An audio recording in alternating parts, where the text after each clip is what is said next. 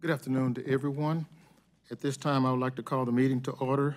The CPS Energy Board of Trustees meeting held on January 31st, 2022 at 1:02 p.m. Ms. Ramirez, would you please confirm the quorum? Yes, sir. We have Trustee Steen, Vice Chair Gonzalez, Trustee Kelly, and yourself. We have a quorum present. Thank you. At this time, we'd have Ms. Danae Myers to do our public safety message, invocation, and pledge of allegiance. Thank you, Chair Dr. Mackey. My name is Danae. We first wanted to review the evacuation procedures so we are prepared to be safe in the event of an emergency. If you hear the fire alarm, follow the instructions in the announcement delivered through the PA system. If asked to evacuate, use the glass door exiting out of the boardroom to the outside. If that door is blocked, use the door at the rear of the room. Verbally alert others in the room of the emergency and evacuate. Then move to the main parking lot in front of the headquarters or the AT&T parking lot over the McCullough and Brooklyn bridges, whichever route is safer, and await further instructions. In the event of a situation like this, our security team will be monitoring the situation and will notify the appropriate emergency services and team members. We also have employees nearby who are trained to administer first aid if needed. While we hope this information is never needed, we want to be sure we are always ready in the event of an emergency. Will you please stand with me for an invocation? Before I lead us in prayer, I would like to mention our two team members who sustained injuries during an electric flash last Tuesday at our Skyline substation on our city's north side. We are thinking about you and are with you and your families in spirit as you continue on your path to healing. Now, let us pray. We thank you for the many blessings you have freely given to each of us. We ask for your presence to guide this meeting of the CPS Energy Board of Trustees. Provide them with the knowledge, compassion, and wise counsel needed as they discuss the business matters on the agenda today. Please be with all of our employees so they may go home to their families safely each day. Help us all to remember that we are stewards acting on behalf of our customers and provide us with the grace to serve all people well. We ask all of these things in your name. Amen. Please join me in the Pledge of Allegiance. I pledge allegiance to the flag of the United States of America and to the republic for which it stands, one nation under God, indivisible, with liberty and justice for all. The next agenda item is public comment, which provides an opportunity for members of the public to share thoughts on any of this meeting's posted agenda items. For this meeting, we do not have any registered speakers, so I will turn the meeting back over to Chair Dr. Mackey. Thank you, Ms. Myers. At this time, I've handed out just a draft resolution and a generation planning model that I'd like for the board to just for their information to look at. It's nothing that we implement today. But at the next regular board meeting, I would like to get some further input from all the board members. Number one is the generation plan, and if you look at the second page where it says now, therefore be it resolved, CPS Energy Trustee hereby direct CPS Energy to provide as soon as possible the generation planning model requested by the Rate Advisory Committee. The model will allow the Rate Advisory Committee to evaluate and have informed discussion on the cost, risk, timeline, and generation alternates available to transition from coal to low emission alternates while maintaining reliability as soon as possible. As requested, the Rate Case Committee will provide thoughtful input and perspective to this board on the same. And I had a chance to visit with Reed Williams, and we worked on some of this stuff, and I'll give you a copy, Mr. Ramirez, so you can have it for the next board meeting. And the model that I would like for us to have input, how we're gonna transition from coal to gas. So I would like to see all board members give input on this, and they could have a whole month to study it, and then we'll have it on there so we can bring it up for discussion next month, and talk about the direction that we like to go. Everything that we do, in doing this, we want to have some type of game plan, model for this alternative and going more green. and we need to plan for these activities. So I would like to share this with the board so they can come back in about a month, and I'll have it on the agenda next time so we can discuss it further and not put it off. I think with Mr. Garza and Mr. Williams, I think we can come up with a plan very soon. And if we work together, but my whole concern is giving them some directives, which direction that we want them to go with this, you know, and giving them, putting a time frame on this. So I look forward to everybody giving input on this. The next thing is I'll be assigning committees for next month. And I did visit with Mr. Kelly about the MPOC committee that they had today. They usually do it the day before, the hour before the board meeting. And Mr. Garza did let me know that there was some discussion on it, whether we should do away with, elite it's a committee, because we've already purchased this building. We're selling all the other facilities. And he just feel like there's not a major emphasis to come and meet for something like that. And so what I will do is take that off the list for meetings for next month. And thank you, Mr. Kelly, for your input on that right there. The next thing that I like to share is that Mr. Garza, the leadership team, working with the city council and the mayor, had done a tremendous job in passing this rate case. And the meetings that they've had with the community and notifying the community, and the meetings that I attended with the city council and with the city, and Mr. Garza has done a tremendous job in leading all those meetings, and the confidence of the city council with an 8-3 vote to make sure that happened. I'm very pleased about it. However, attending the meetings, I heard several things that I would like the board to think about and think about.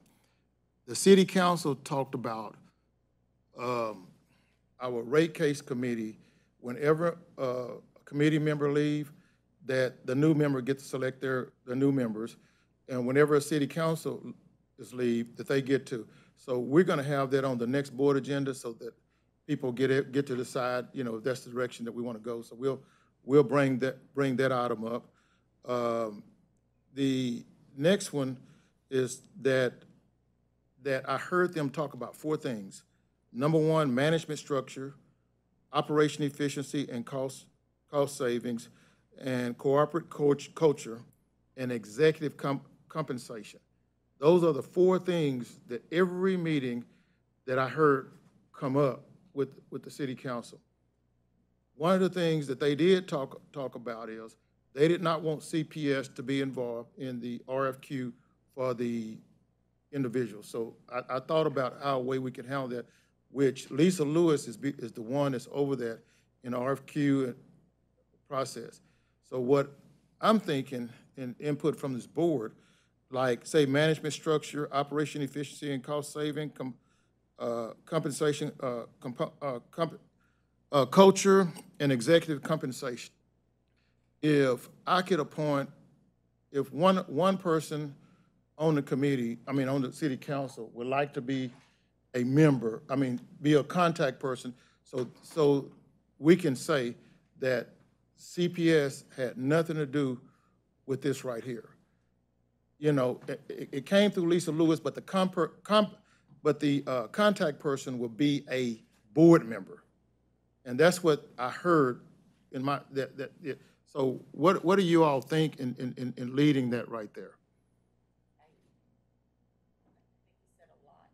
Yeah, leading that right there. I think we could table that and go through the personnel committee for. I'm going to say that I think that this is not agendized, so I don't think we can talk about it, right, Jim?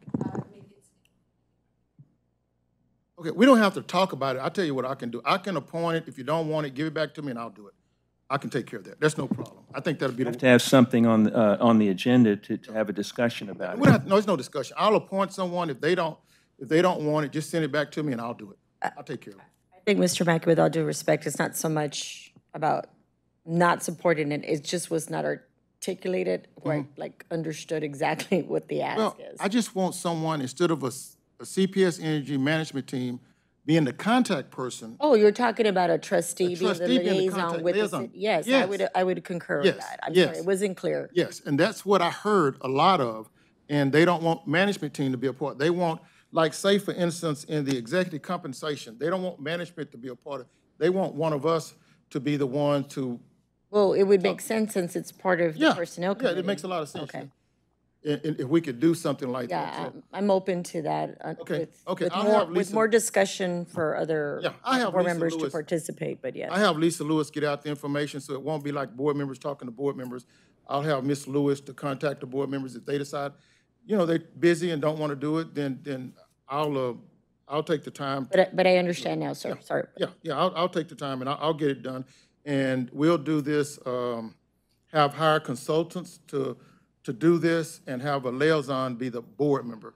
So I'll put that out and get that out because we said by the second week of February that we'll have this RFQ out to do this. I think we notified them. So I do have a question about that. So we promised somebody they were going to have it done by a certain date? No, it wasn't a promise. They said they would like to see us do that. But I think the proper way to approach it would be to have it put on the agenda. You're having basically a discussion, you're making decisions, but we're hampered by the fact that it hadn't been agendized and we hadn't received the materials on it. So it seems to me that you'd want to push it to the next meeting if you're trying to accelerate it, but push it to the next meeting where it would be properly agendized and we could have a full-blown discussion on it. Thank you, Mr. Steen. And I'll get with Lisa Lewis and we'll figure it out how to do that. Okay, and for clarification, just, I want to make sure that we're clear for the minutes and for the public watching. We are still in item number 4, which is the chair's remarks. Yes. So I'm including this under chair's remarks. As we go forward, if we want to include business items for discussion in the chair's remarks, I do think that if we lay them out, that will clarify for this and agendize them. Okay, I'll take care of it. I got an idea how I want to take care of it. So that's all my remarks, and we'll move on to the item number 5, recognition of Trustee Ed Kelly. And we have a motion, I think that's a voting item, a motion to recognition of Trustee Ed Kelly. I'd like the honor of making the motion just right out of the gates. Okay, we have a motion by Mr. Steen. Do we have a second? Second by Trustee Gonzalez. Second by Ms. Gonzalez. And at this time, we'll have comments, or we can take a short break. I know some people would like to come in and have some comments. We have some individuals that would like to step in at this time.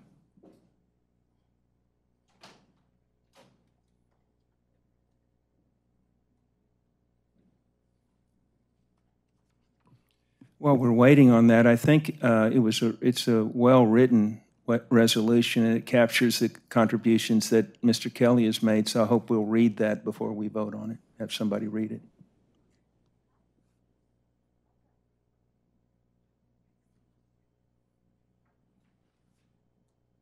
Please come forward, yes. We have this time recognition of Trustee Ed Kelly. If y'all would like to make a few comments.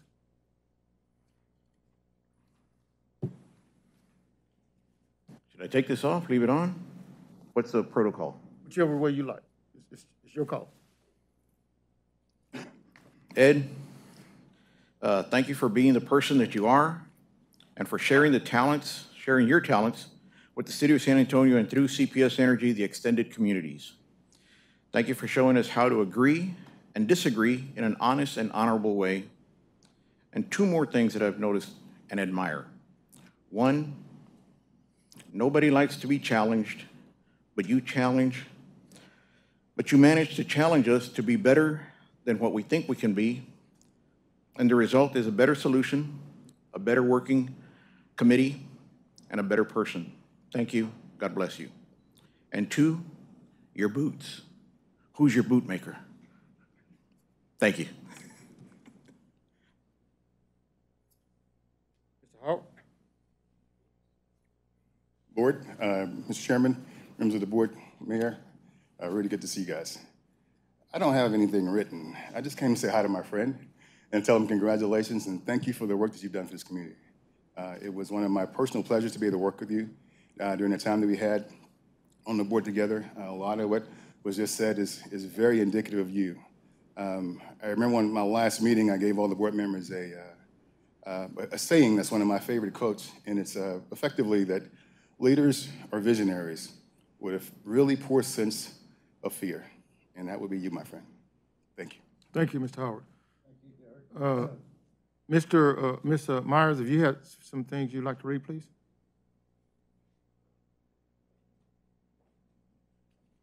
Thank you. Yes, we received a few comments via email from individuals who were not able to join us in person today. Mr. Kelly, I know even from, other times, people really were sad that they couldn't see you, but we received these comments from Jim and Katie Reed. Ed, congratulations on your retirement from the CPS Energy Board after 11 years of serving.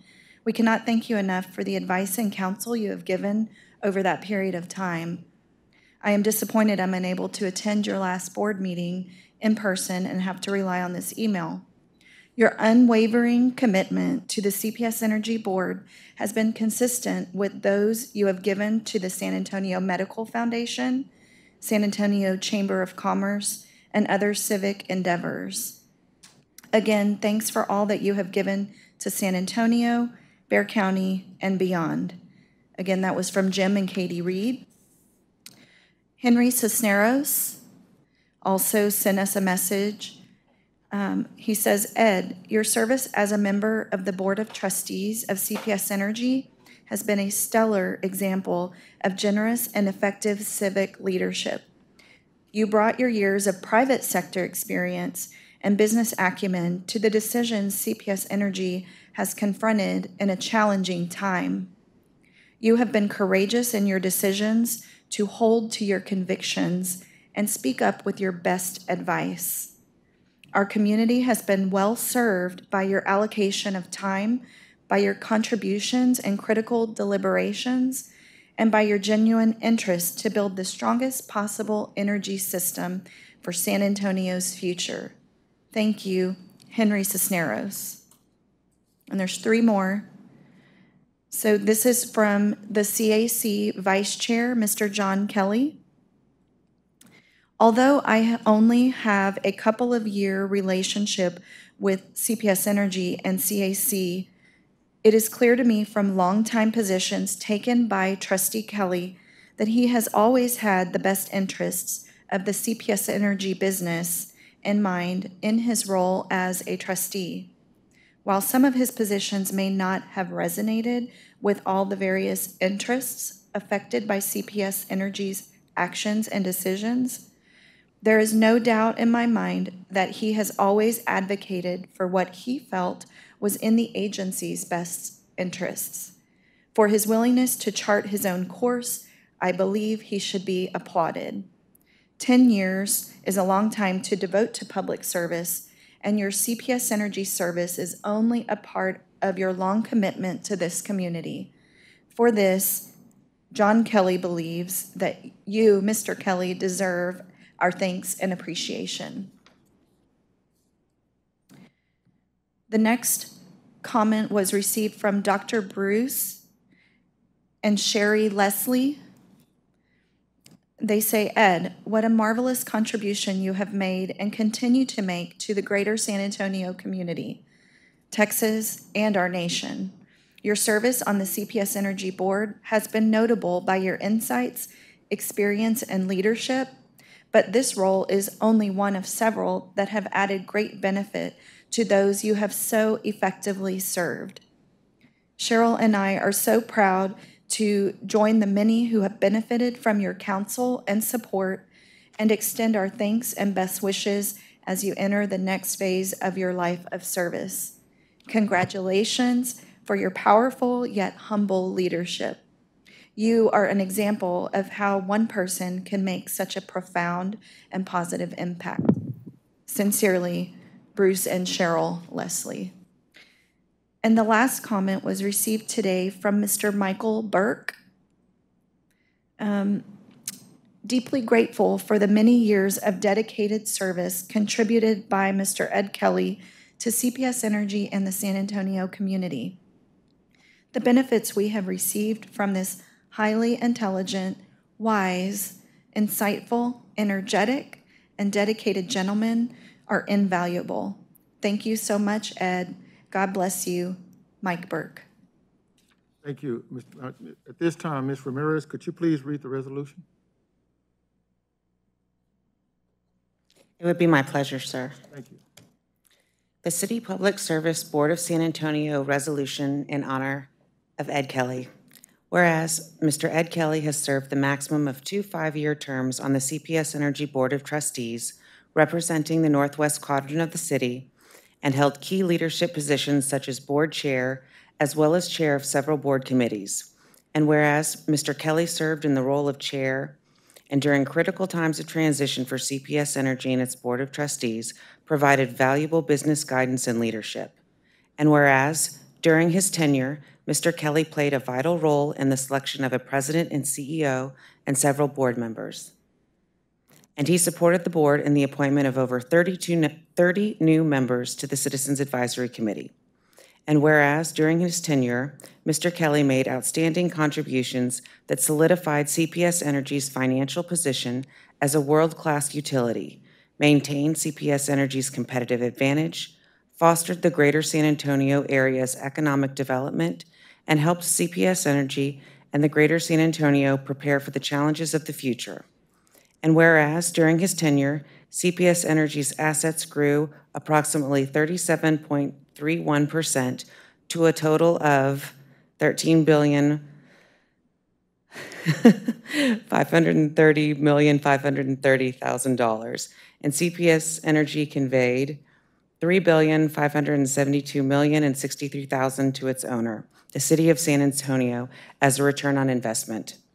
Whereas, during his tenure, the board approved 15 new money bond transactions that totaled $3,101,440,000 par amount of debt, and 13 refunding bond transactions totaling $3,021,800,000 that realized $495,238,658 in gross lifetime debt service savings. And whereas Mr. Kelly was a vital board member of the San Antonio Energy Acquisition Public Facility Corporation prepaid gas transaction, which enabled CPS Energy to purchase a 20-year supply of natural gas dedicated for use in CPS Energy's gas distribution system. And whereas Mr. Kelly provided expert guidance, advice, and strategic counsel on dozens of real estate transactions, including the purchase and construction of the McCullough headquarters building and the sale of our downtown properties and others. And whereas Mr. Kelly supported the development of Epicenter and its mission. And whereas Mr. Kelly worked with his fellow trustees to support CPS Energy's 75th anniversary of being owned by the City of San Antonio, as celebrated on October 24, 2017. And whereas Mr. Kelly's strong real estate, financial expertise, business acumen, leadership, and unselfish commitment of time and energy to the board have greatly benefited not only CPS Energy, but all its customers within the greater San Antonio area. Now, therefore, be it resolved that the Board of Trustees conveys to Mr. Kelly its deep and abiding gratitude for his unselfish service to CPS Energy and its customers. And be it further resolved that this resolution be incorporated into the minutes of this meeting of the Board of Trustees. Okay, thank you, Ms. Ramirez. At this time, we can do two things, two ways. Number one is take a picture, a group picture. Number two is giving each board member an opportunity to say something. So we could speak first and then take the picture. Okay. Any board members like to go first? Mr. Steen? Ed Kelly's value to this board and CPS Energy generally is immeasurable. With no hidden agendas, he stakes out positions on critical issues and typically doesn't do so subtly. He and I have had disagreements over the years, but never a second of acrimony. Yes, Ed is tough-minded and no-nonsense, but he also radiates a generosity of spirit that improves all of us who come within his light. Ed defends his positions tenaciously, but he does so with an open mind to the view of others. In sum, there's no one whom I'd rather disagree with. Ed, when I returned to San Antonio in 1974 to practice law, it wasn't long before I started hearing about the dynamic businessman and civic leader Ed Kelly, and up until 2016 it had been a major regret that I never had the opportunity to work with you. Of course, that all changed when I was selected for the CPS Energy Board. Since that time, I've treasured the many hours we spent together. I rarely meet with you that I don't come away with more knowledge about the subject at hand or with a new insight. Though but 10 years separate us, you've become a mentor and role model for me. Serving with you on the CPS board has been one of the highlights of my career. Thank you, Mr. Steen. Any other board members? Mr. Gonzalez. Sure.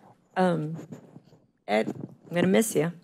But for me, a good leader takes little more than his share of blame and scrutiny, and that definitely has been you in my short tenure.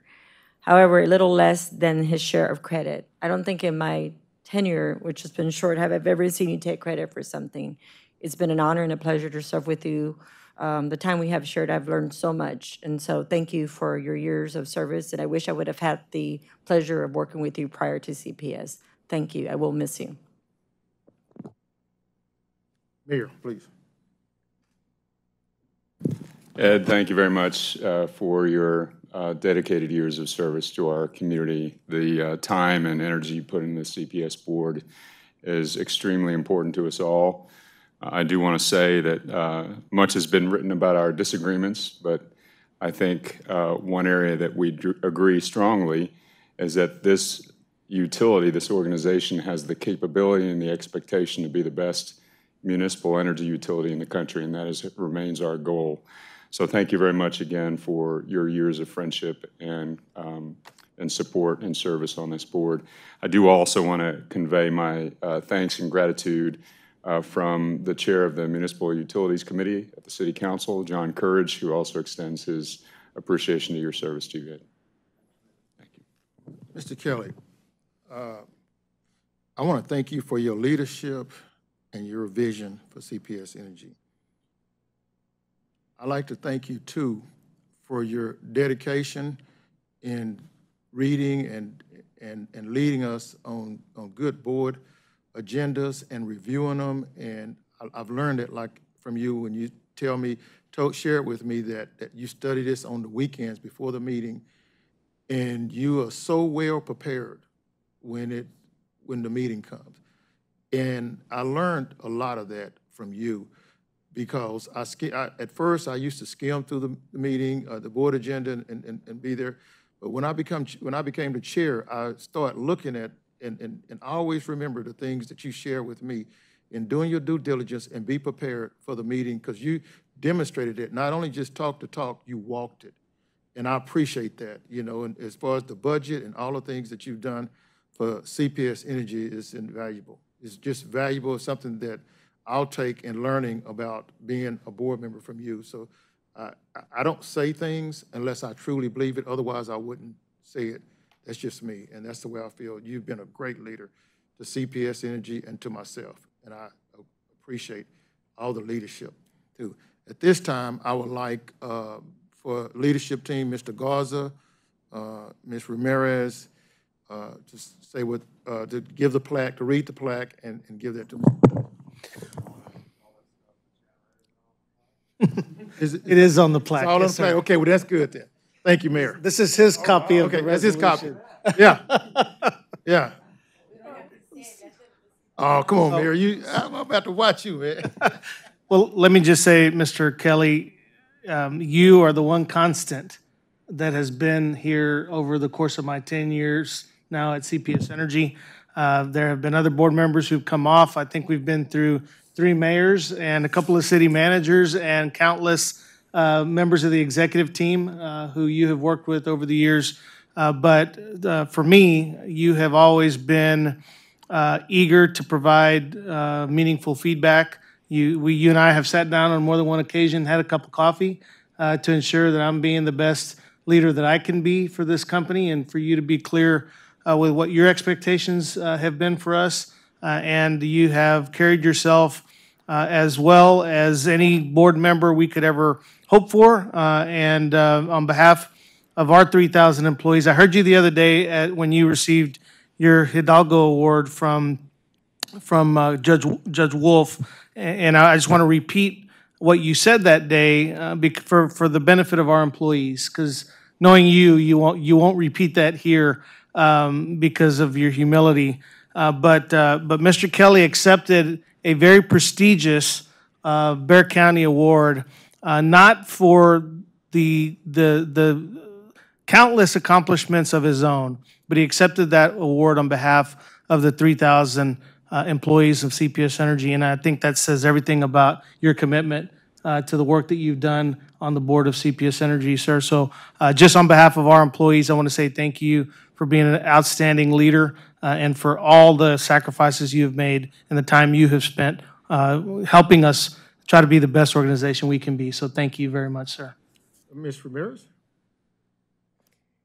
I think everybody said it already, Trustee Kelly, but it's absolutely been a privilege to work here as you've led us on our trustees, and we really will miss you. I would like to tell you from the bottom of my heart, as someone that finds it a wonderful quality, thank you for speaking out even when you don't have a popular opinion. I think that it's very much valued even if you don't hear it, so we will miss you. You know, too, and just what everybody say, and I know sometimes this gets me in a little trouble, but I'm going to say it anyway because I don't care. You have been a man of your word from everything that you've shared, been a part of this board, and that you shared with me. I appreciate that. Even though we may have disagreed, you have been a man of your word, and that's very valuable to me. People used to say, there's messy people. I call them professional agitators. You've been a professional man the whole time, and I respect you for that. For the rest of my life, if I never see you again, the respect that you gave me as the chair and the advice that you gave me as the chair, I appreciate that. You've been a man of your word, and I can't say anything else, but I want to thank you for that, and I appreciate that. I'm going to turn the mic to you. Well, thank you. I was hoping I would get some rebuttal time. A lot of this makes it sound like a funeral.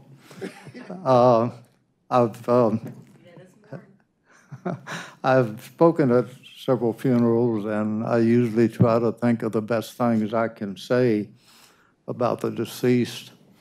And so I kind of get that feeling here that I am overwhelmed with the statements that I've heard. When I look and see someone like Derek standing back there who broke me in to this board in the first place, and then Al, the tremendous job that he's done over the years with the CAC, and I look around this room and I see these incredible individuals. I am really, really humbled. And I care deeply about this company. I care deeply about the employees in this city. And I'm very, very pleased to hear that people are appreciative of some of the things we've been able to accomplish as a company. But I want to repeat, Rudy, what I said to Judge Wolf and others, that my contributions have been at the margins. I am honored to have been a part, a very, very small part of this team for almost 11 years. But when you look at this company and you look at this team, it is those 3,000 employees that make it happen, 7 by 24 by 365. And I told a story a few moments ago that just this morning, I wasn't sleeping well, maybe because I anticipated this meeting, but I got up at about 2:30 this morning to go get me a drink of cool water from the refrigerator, and guess what? When I opened the door, the light came on. And when I reached for the water, it was nice and cold. And I thought to myself, somebody at CPS Energy is working right this very minute to make sure that the electricity is on at my home and that I have lights and I have refrigeration and I have all the other comforts of life. They come about because of these 3,000 employees that work day and night tirelessly. So I appreciate the nice thoughts. I am humbled by them, but I would be naive if I didn't recognize that any contribution I made has been more than offset by each and every one of your 3,000 employees. Thank you. Thank you, Mr. Kelly. At this time, we would like to take some pictures. Where would you like to take them at? Where you want us to stand up back here or something? Do you want a mask or no mask? Back here? Ed, do you want us to wear a mask or no mask? Mask? We can stand up back here and get plant, Rudy. No, do you want us to wear one? Do you oppose? Do we wear it? Not wear it? Mr. Kelly, I just want to, my hand just. Oh, you want to come in front? Okay, let's get in front right here.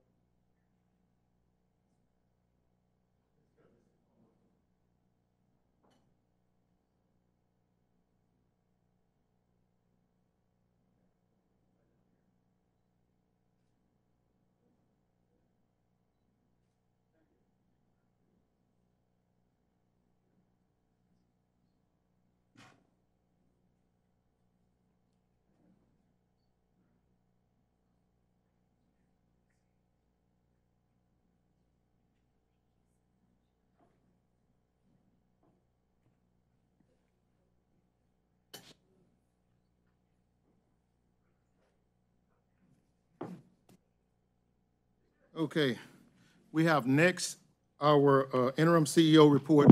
Sir, Rudy? I'm sorry to interrupt. I do have a Let's motion. vote, you have to vote. Sorry, I have a motion by trustee Steen to approve the resolution. Second by Ms. Gonzalez, second. Gonzalez, second. Do we have a motion by Mr. Steen, second by Ms. Gonzalez. All in favor say aye. Aye. All ayes, motion carries. Thank you there, Ms. Ramirez. Yes, sir. Always good. Next, we have the interim CEO report by Mr. Garza. Well, thank you, Chair Dr. Mackey and members of the board. Today, I'm going to go over a few items really to highlight the things we've been able to accomplish and some opportunities we have this year, looking ahead to our next fiscal year, which starts tomorrow. And the areas that we're really going to be focused on. Next slide, please. So this really just covers the things that I'm going to talk about today, and I will try to make it brief. Next slide, Loretta. Again, as we move past the rate case and really look to the future, the work that my team and I and the entire CPS Energy organization are going to be doing really is focused on continuing to engage the public in a thoughtful and proactive manner And as you'll see in some of our metrics that we pay attention to, a lot of the work that we have to do just will build on the trust that we're trying to continue to regain with our customer. And we do that by being a good operator, and I'll talk about that as well. Next slide, please. I want to start, Paul Barham, if Paul will come on in here, big guy. Paul Barham, today is his last official day as an employee of CPS Energy.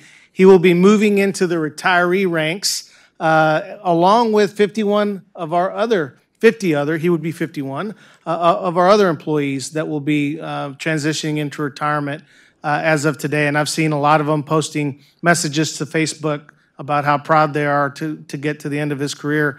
If you will see Paul's, the then and now picture, he pretty much looks the same right down to the plaid shirt, but he's traded in his hard hat for a blazer. But Paul has been just a stellar executive and leader at CPS Energy. He has taught me a lot. He and I worked together as we both shared responsibility for the wires business for a good 5 years. And Paul, I just wanted to thank you in front of the board, allow the board to wish you well as part of my executive report, and just let you know how much we're going to miss you and the other 50 employees that are retiring. I spent a lot of time in front of council, in front of this board, talking about the workforce transition we have going on. And the second half of my report today will be really introducing you to those who are going to be taking over a lot of the operational responsibilities. So with that, members of the board, I would welcome any thoughts, any comments you have to share with Paul today. Any questions or comments for Mr. Barham? I do. Where's the turtleneck? I got to see him in a turtleneck on the Zoom or WebEx, and I was like, hey, you should wear that more often. But in all seriousness, I want to thank you. I think that, I have challenged many of you to think outside of the box, and I've always been very open to your feedback and the way you articulate and explain things. And so I will miss you. I do think that regardless of 35 years, you still think very young. And I think that's a quality of a leader that, despite our chronological age, that we should always be open to innovation and be open to new things. And you definitely have been very open and respectful in working with me directly. So thank you. You will be missed. Okay, Mr. Kelly? Yes, Paul, I too would like to add my congratulations to an incredible career. Over the years, I've had a number of people call me from time to time asking specific questions about generation or distribution or something else at this company. And I always picked up the phone and called Paul. And if he didn't have the answer immediately, he got it in a hurry. And so, Paul, you've been a great resource to me for all of these years, and you've got me through some tough times when sometimes I was asked some pretty tough questions that I couldn't answer, but fortunately you could. So I just want to congratulate you on an incredible career, and you should be proud of your accomplishments. Thank you. Any other questions? Come on. Mr. Dean? So, Mr. Barham, tell us about, was CPS Energy your first job? Tell us a little bit about your career at CPS Energy. Yeah, so CPS was where I came right out of college. I co-op through college, so it was my first job out of college. 86, the oil market had pretty much crashed, and engineers were a dime a dozen at the time. So I don't know that I'd ever been to San Antonio at that time. I was from East Texas, Northeast Texas, and I was interested in working in power plants. That's the bottom line, was wanting to get a job working on, big, large, powerful plants, doing design and field work, and got the opportunity to come here, and it's a few pounds lighter, I think, back then, but it has been a great place to work. Gotten to work on numerous really exciting and interesting projects over the years, and nothing but good to say about my career and the people who have supported me over those 35 years.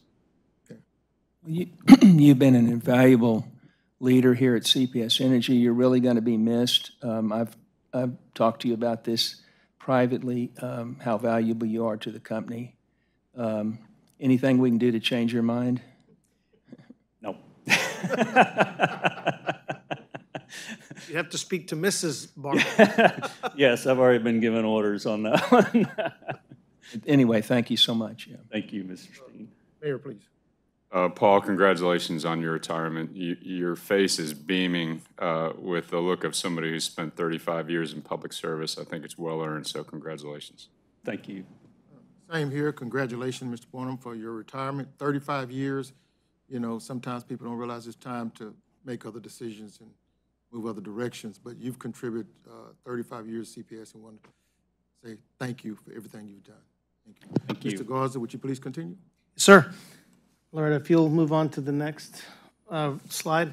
So just a few things that we're going to do today. You know, we've got a budget to approve today.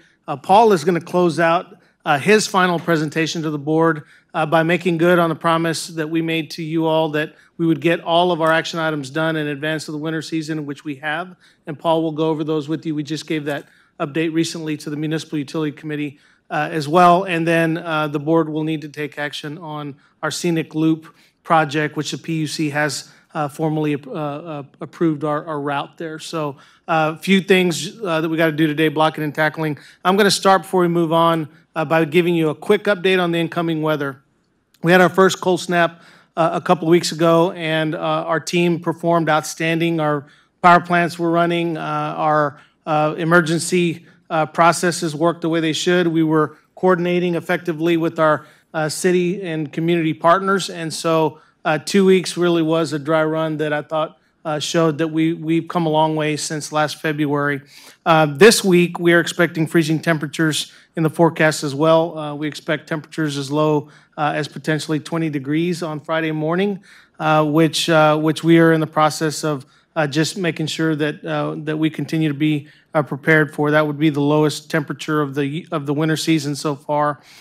We used a team approach and structured process to manage weather events, and so we activated our incident management team today. We had our first incident management team meeting this morning to go around the horn and make sure everybody was focused on the things that they're responsible for as we prepare for the winter season, for this particular cold snap. Our generating units, our plants, and operations teams are prepared for the winter forecasted weather. We're well positioned to meet our community's natural gas and power needs during this upcoming cold event, and we will be ready to respond to any equipment-related outages that may occur.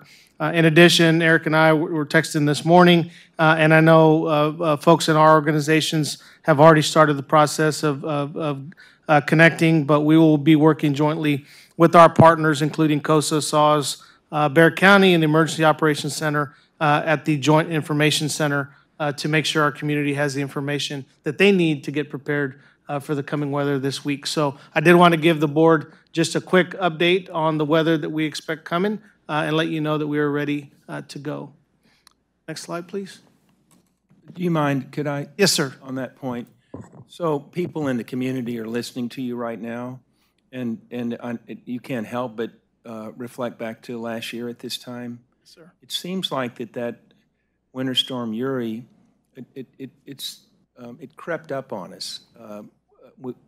At least I wasn't aware that it was going to be as severe as it turned out to be. Yes, sir. What would you say about what we're expecting at the end of this week? Sure. Well, a couple of things. Number one, the messaging that we will be working on together this week will be, really comprehensive. So, we've encouraged our customers to have emergency plans of their own in case, the weather causes outages.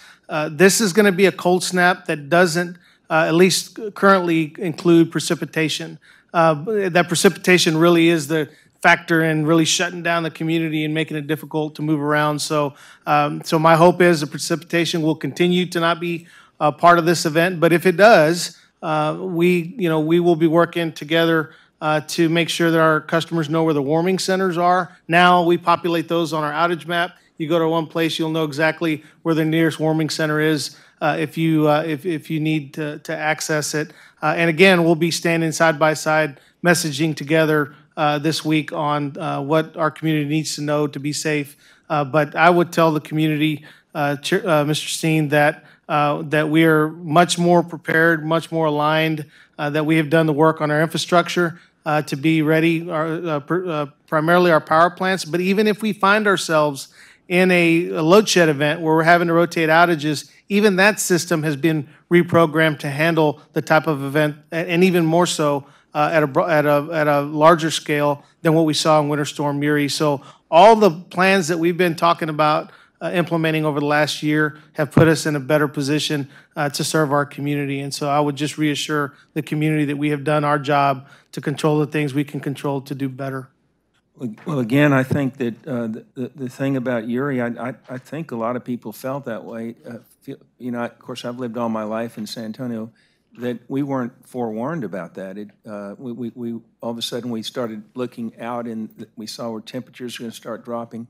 But what we're looking at, so right now, and I know it can change, there's no precipitation involved. That's correct. And then it's going to get very cold at night, but is it going to warm back up during the day? Yeah, it should be a couple of days that we get, really Thursday night, Friday, into Saturday morning. So, you know, that was a prolonged, almost week-long cold snap. You know, these will kind of dip and then it'll come back up, and we're paying close attention to that. And we'll communicate what those weather forecasts look like to the community so they know what to expect. That helped us a lot the last go-round where, you know, we really put a lot of information out there about what that forecast looked Well, like. and you're going to be sending I haven't gotten one lately, but you're going to be sending your text out to Yes, sir. everybody. We'll do that about probably Wednesday. Yeah, that'll be important communication. Yes, sir. And is it going to affect what's coming? Is it going to affect the state widely like Uri did? So the state has put out, you know,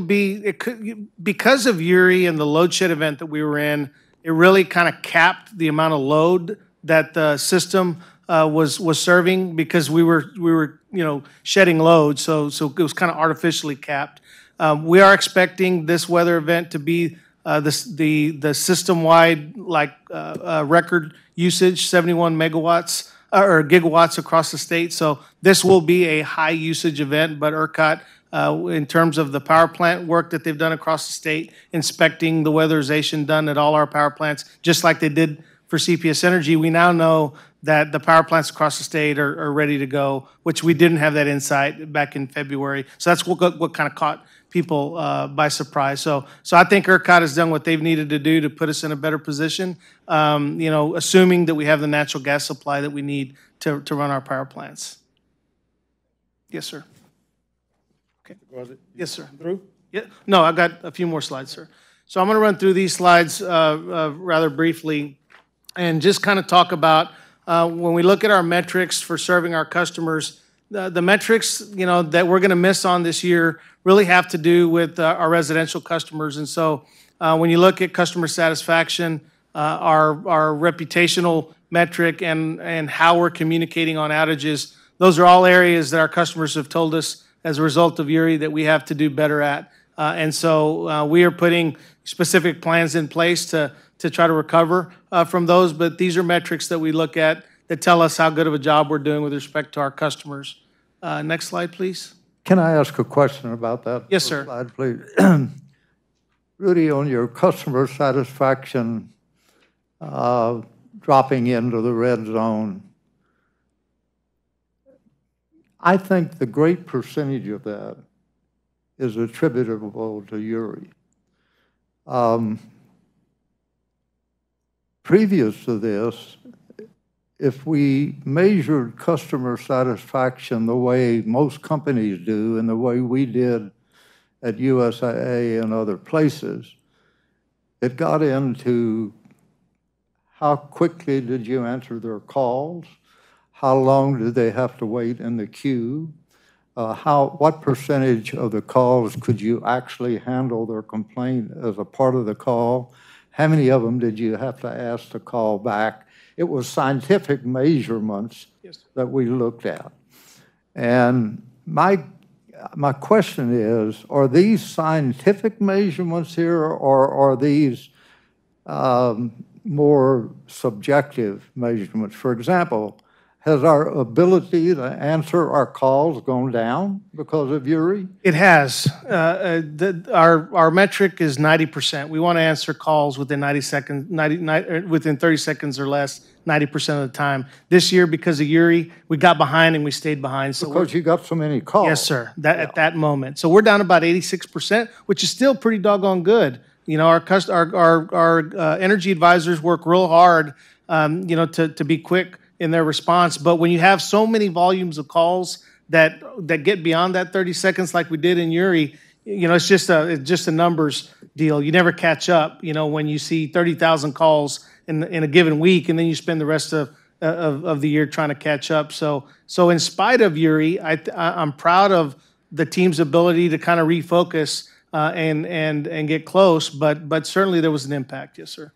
Yeah, my point is, and I went through the rest of your slides, and I see where we're missing a number of our metrics. Yes, sir. But as I looked at them, I think probably every one of them is Uri related.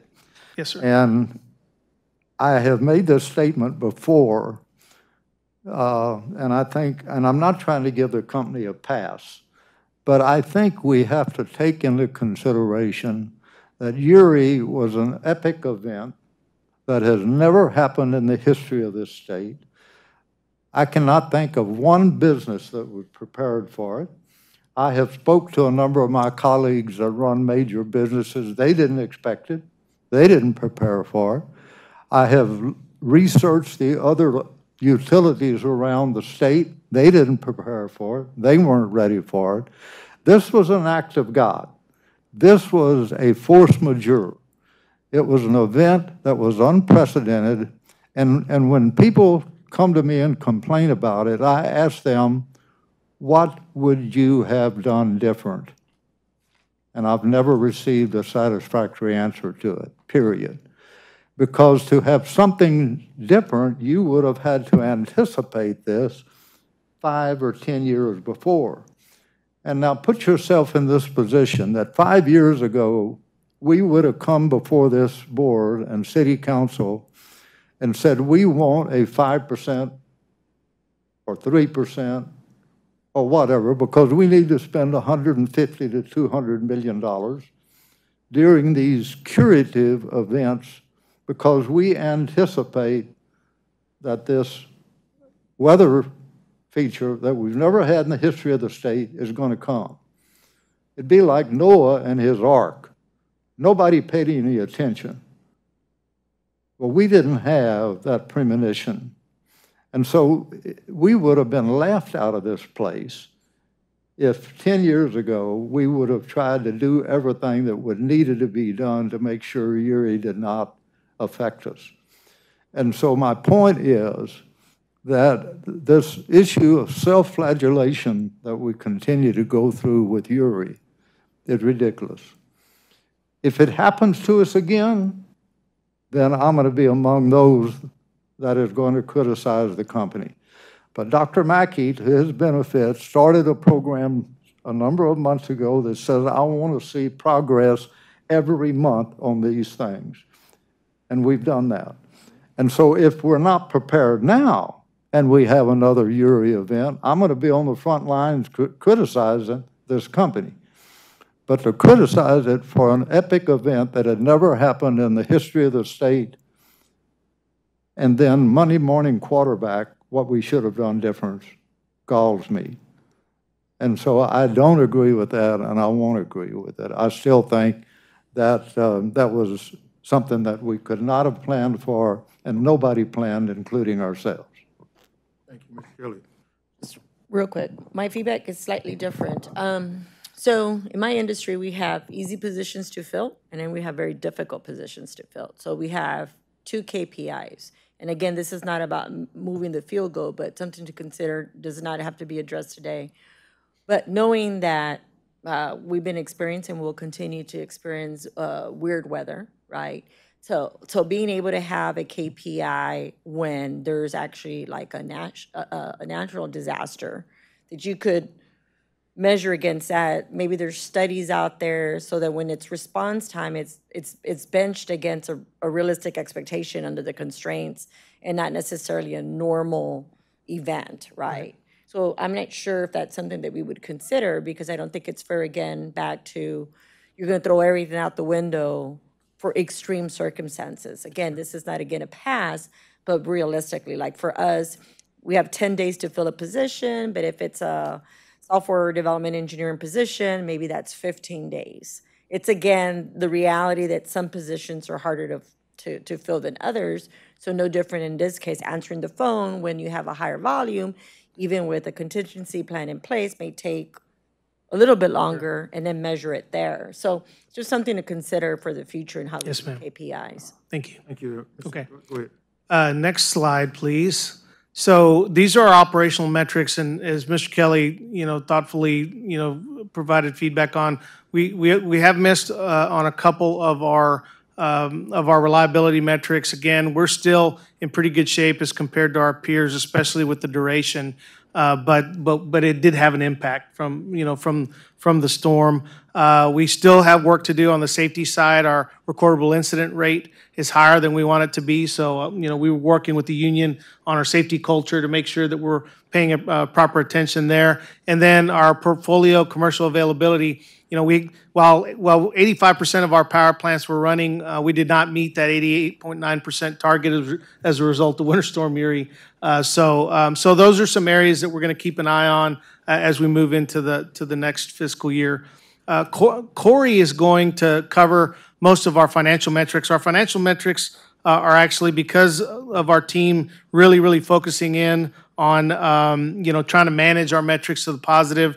I'll tell you that even though days cash on hand, we set an aggressive target of 181. We came in at 171, but it's still above the 150 threshold that our rating agencies pay attention to in terms of being able to manage our liquidity. So financial metrics are, and even with the net income, our net income, we do expect to come in slightly, below, meeting, kind of breaking even for the year, but it's still sizably better than what we anticipated. And so I'm proud of the entire organization for our continued ability to try to manage our metrics. And I certainly want to thank Eric, the mayor, and the city council for doing what needed to be done to help us with our financial metrics going forward. Next slide.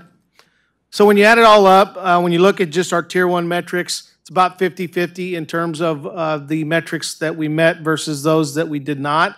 When you consider our top 2-tier metrics, about 70% of the metrics, we did meet. So I am proud of the fact that we continue to stay focused on the numbers, Mr. Kelly, and we will continue to do so under my leadership. And so just wanted to cover, what last year looked like and what the areas were that we're going to be paying some special attention to going forward.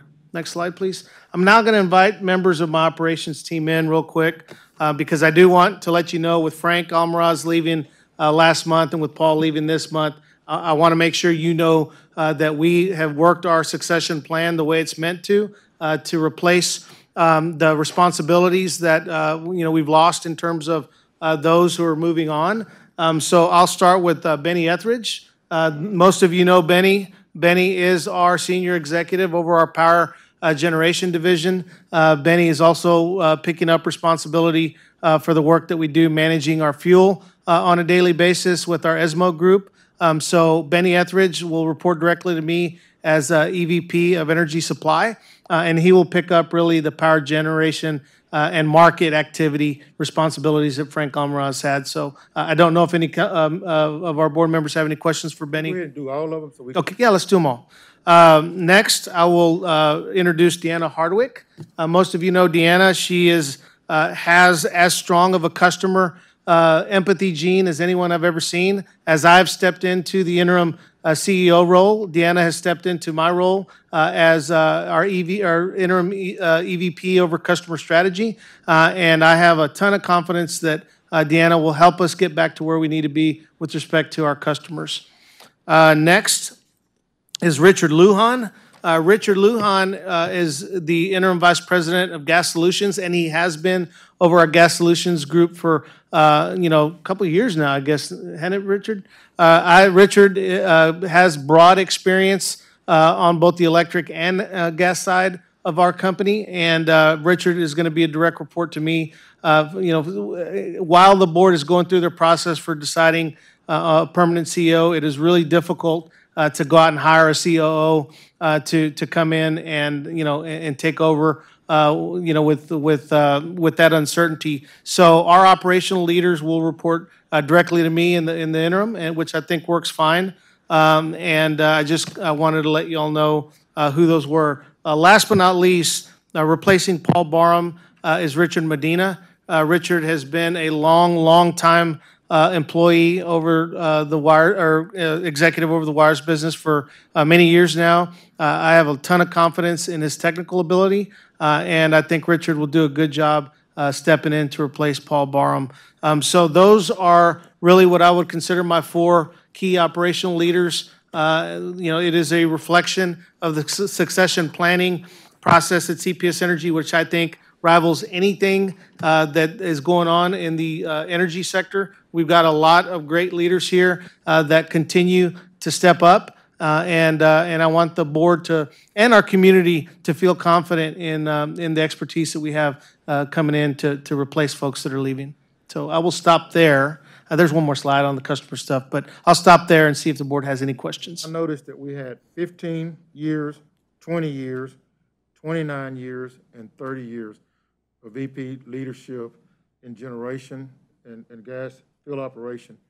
That's wonderful, fabulous to have that. Thank you for putting good people in front of us and letting us know that they're capable and they've been in these positions to move forward. However, if you take the average retirement, my question to you, what's the average retirement age? 35 years of service? It's going to be between probably 28 and 35. The reason why I say that, if you Yes, look sir. at everybody's tenure, they're either close to 35 or in their 30s, which means, again, that whole strategic plan of personnel is very important, because Yes, ma'am. and then you could see that too. Thank you. Any other person? No, Are you concluding your report? Yes, sir. Okay, it's kind of a tough question, but so at our December 13th meeting, your second as interim CEO, you highlighted 3 areas you intended to concentrate on. So 1 would be rebuilding customer trust, 2, strengthening customer and shareholder relations, and 3, improving employee morale. And although it's admittedly related to your third goal, I suggested a 4th goal of staunching the outflow of senior management from our company. And this is not reflected in the minutes of that meeting, but I did suggest it. Your response on December 13th focused on succession planning, but in my mind, that's not the core issue. Since that meeting, at least 3 more of our most valued and experienced executives have either taken other jobs or are retiring. You've highlighted one of our departing executives just now in your report. Paul Barham, at age 58, an outstanding leader, is leaving after 35 years with CPS Energy. And this exodus of management is something the credit rating agencies continue to hone in on. It was cited by Moody's in its January 21st downgrade. And I mentioned this concern to you one-on-one on more than one occasion shortly after you assumed the interim CEO position. So again, I urge you to make this issue a 4th priority and share with the board your plan. Well, Mr. Steen, what I'd say is that the best leaders in the world are going to have a hard time keeping good talent from being sought after. And I said it before, I'll say it again, CPS Energy, it's going to be tough keeping these executives with CPS Energy, considering the way talent is being sought after in our industry.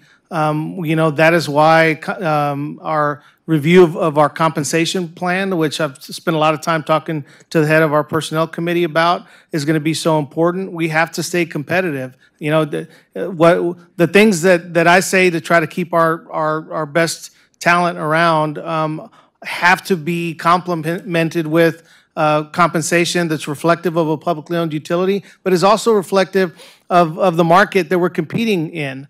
I've said it before. I've lost talent to utility right up the road that's also a public power entity that is paying, significant more in salary and has incentive plans that are hard for us to compete with. So I think part of it is elevating leaders within the organization that are capable, as these four leaders are, to step up and have an opportunity to serve. Tomorrow, we will be announcing a number of organizational appointments within the organization to get the next round of leaders that we have to backfill with these leaders with, quite frankly, and organize our company in a way that allows us to move forward and make good on all the promises that we just made to our city council and to our community. And so, having a good succession plan ensures that you're giving your best talent opportunities to step up and lead. But that alone won't keep them here. We've also got to work on our compensation system so that we're as competitive as we can possibly be. So that's how I'd answer your question. It is a day-to-day conversation that we're having with our leadership team, trying to keep the big picture in mind that at CPS Energy, it's about total compensation. We're going to, executives that are going to go out and chase bonus money with other companies, they're going to leave regardless. And so, what we've got to do is make sure they're looking at the whole picture, that they're valuing their pension, the pension plan that we have here at CPS Energy appropriately, and that they know we're going to be constantly looking at our compensation to stay competitive. But we've got a lot of work to do. And whether I'm the interim CEO and I'm going to put us on that pathway to get that work done. But this is a battle you're going to be fighting for the foreseeable future as a board.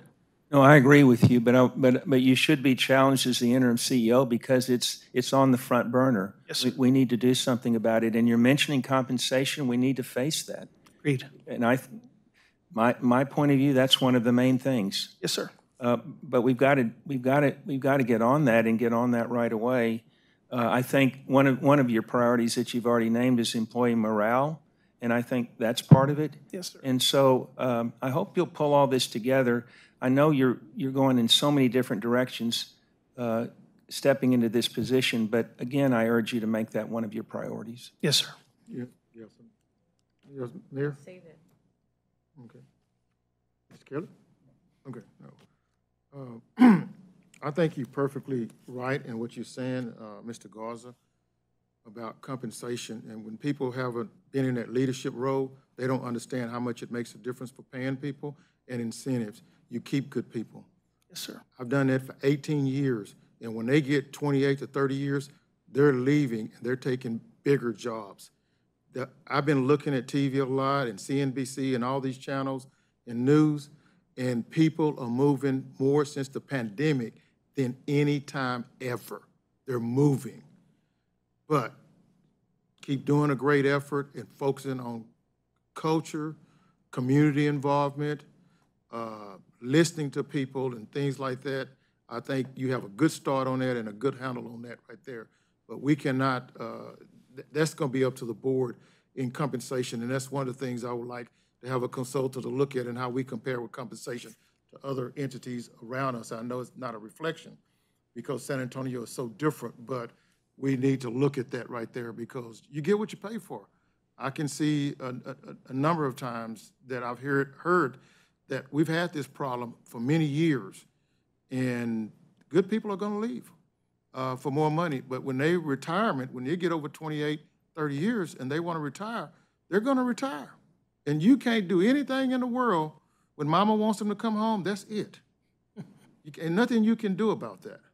But the effort that you put into this, and I know that you're doing a great job on this, and just keep working hard and putting this at the forefront and trying to retain as many as we can, and keep doing a great job. Okay, next we have, you through with your report? Okay, if we could have Mr. Paul Barnum come up with number 7, Winter Preparedness Progress Report. Sorry. Well, good afternoon again. So it's good to be here.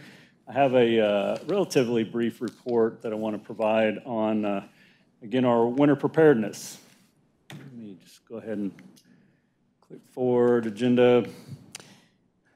So the bottom line of this presentation and what we relayed to the Municipal Utility Committee last week is that at this point we have wrapped up all of the recommendations that came from the CEP, as well as all of our internal lessons learned that were identified as we looked at the event and what things could have gone better, what opportunities did we see. So that was some 130, 40 items that were on that list of wide variety of things. But at this point, we have addressed all those recommendations for this winter and feel like we are in a very good place, as Rudy was talking about earlier. We have submitted documentation for all of our actions and action plans to the Municipal Utilities Committee, and we have similarly corrected or mitigated all the items for this winter that we identified internally. This chart is kind of another overview that we've put together on all the activities that were corrected, that were addressed as part of this program, and a lot of green check marks there that of all the, I'm going to say the more major efforts that were completed. And at this point, I did really want to call out our 3,000 employees, because this wasn't Paul doing all this work. Obviously, this was all our employees, taking the challenges that they were given, that, hey, by the end of the year, we need these things addressed. We cannot hope that this isn't going to happen again. Hope's not a strategy, and so our teams dug in, made lots of changes and mitigations to make sure that we were in a much better place as we came into this winter and ended the 2021 calendar year. The other thing I'll point out on this chart is a lot of things completed, but there are longer-term programs that have been identified. And a couple of these are related to PUC activities. So the PUC is still actively developing new rules, both around weatherization and around the market redesign. Continue to work with our partners at the city, at SAWS, as well as other entities throughout our community as we plan and look for potential for infrastructure that can help put these types of partners in a better place going forward. And then obviously there's the activities to make sure that this stays fresh every year through annual training and tabletop exercise.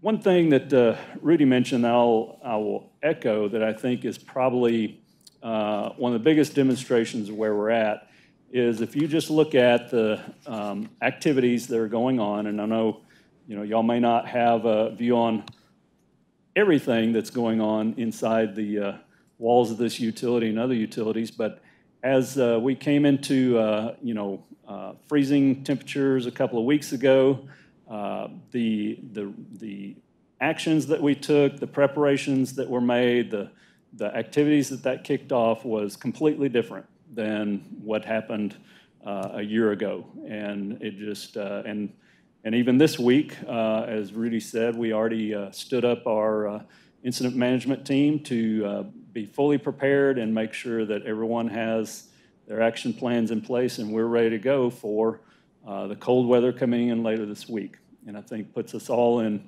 a much more comfortable position that we are ready for this weather. And I would say even more broadly, I think other utilities like us have taken similar steps. And I think generation, transmission, distribution across the state, we have all, as part of this industry, have all stepped up and addressed issues that we experienced during the Uri event. So even though we are closing out this program as far as routine reports, I did mention there's a lot of activities that continue to move forward. ERCOT, the PUC, have a number of activities going on. PUC had an open meeting just this past Thursday that we were monitoring and making sure we saw the directions that they were headed. That one was around the market redesign and the number of things that they are starting to put in place to give direction to ERCOT and the market participants on that redesign effort to improve the market and its ability to attract generation and have attract generation to be online during these events. Further on this list, there's also continued activity with the Railroad Commission because our generation infrastructure is highly dependent on the natural gas infrastructure. So I will say that the Railroad Commission continues with their rulemaking and that there is still work to do there. And we will continue to be engaged in that and make sure that our interests are considered and that we're actively participating in those activities. So the close out of my presentation is we are closing out this program, so we will not have these monthly updates for you, but we will be glad to provide whatever information you may want. We identified to the MUC last week that if they have questions or want other report outs, we'll be glad to do that. Answer their questions that they had at the time. Have not gotten any questions beyond that from them, but again, we're welcome. If there's any questions or desire for any other information, we will do that. I think there will probably be more detailed reports on programs that are projects that are happening at the committee level. So the Operations Oversight Committee, the Technology and Resiliency Committee, as applicable, we will provide updates to those committees as needed. We did put together a summary report that y'all should all have a copy of. This goes over, it has documentation on all the activities that we put together, all the responses that we gave to the Committee on Emergency Preparedness at the city. It also includes the FERC report that I think is probably the most detailed and most informative report on what happened and the issues that need to be addressed. And of course, FERC will be taking their actions. Those will roll through the reliability standards that will ultimately hit for all utilities through NERC reliability standards. But this is, for your reference. We'll also be putting this on the website. So this will be available for our customers as well if they want to see that.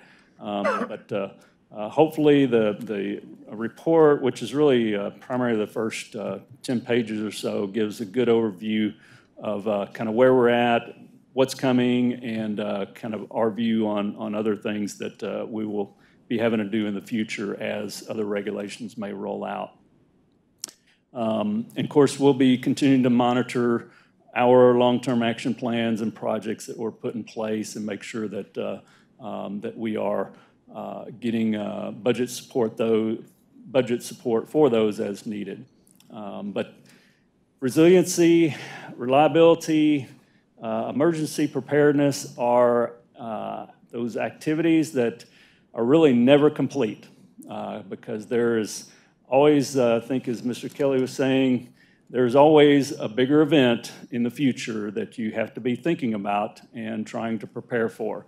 A bit of an unknown, but that's our job as a utility to be proactive and looking forward towards those things and planning for them. So I'll be glad to answer any questions, but I appreciate y'all's attention and engagement in this process that we've been going through this year. Can you briefly talk about, in just high level? Mr. Steen, go ahead, Mr. Steen. I address you first, Mr. Steen.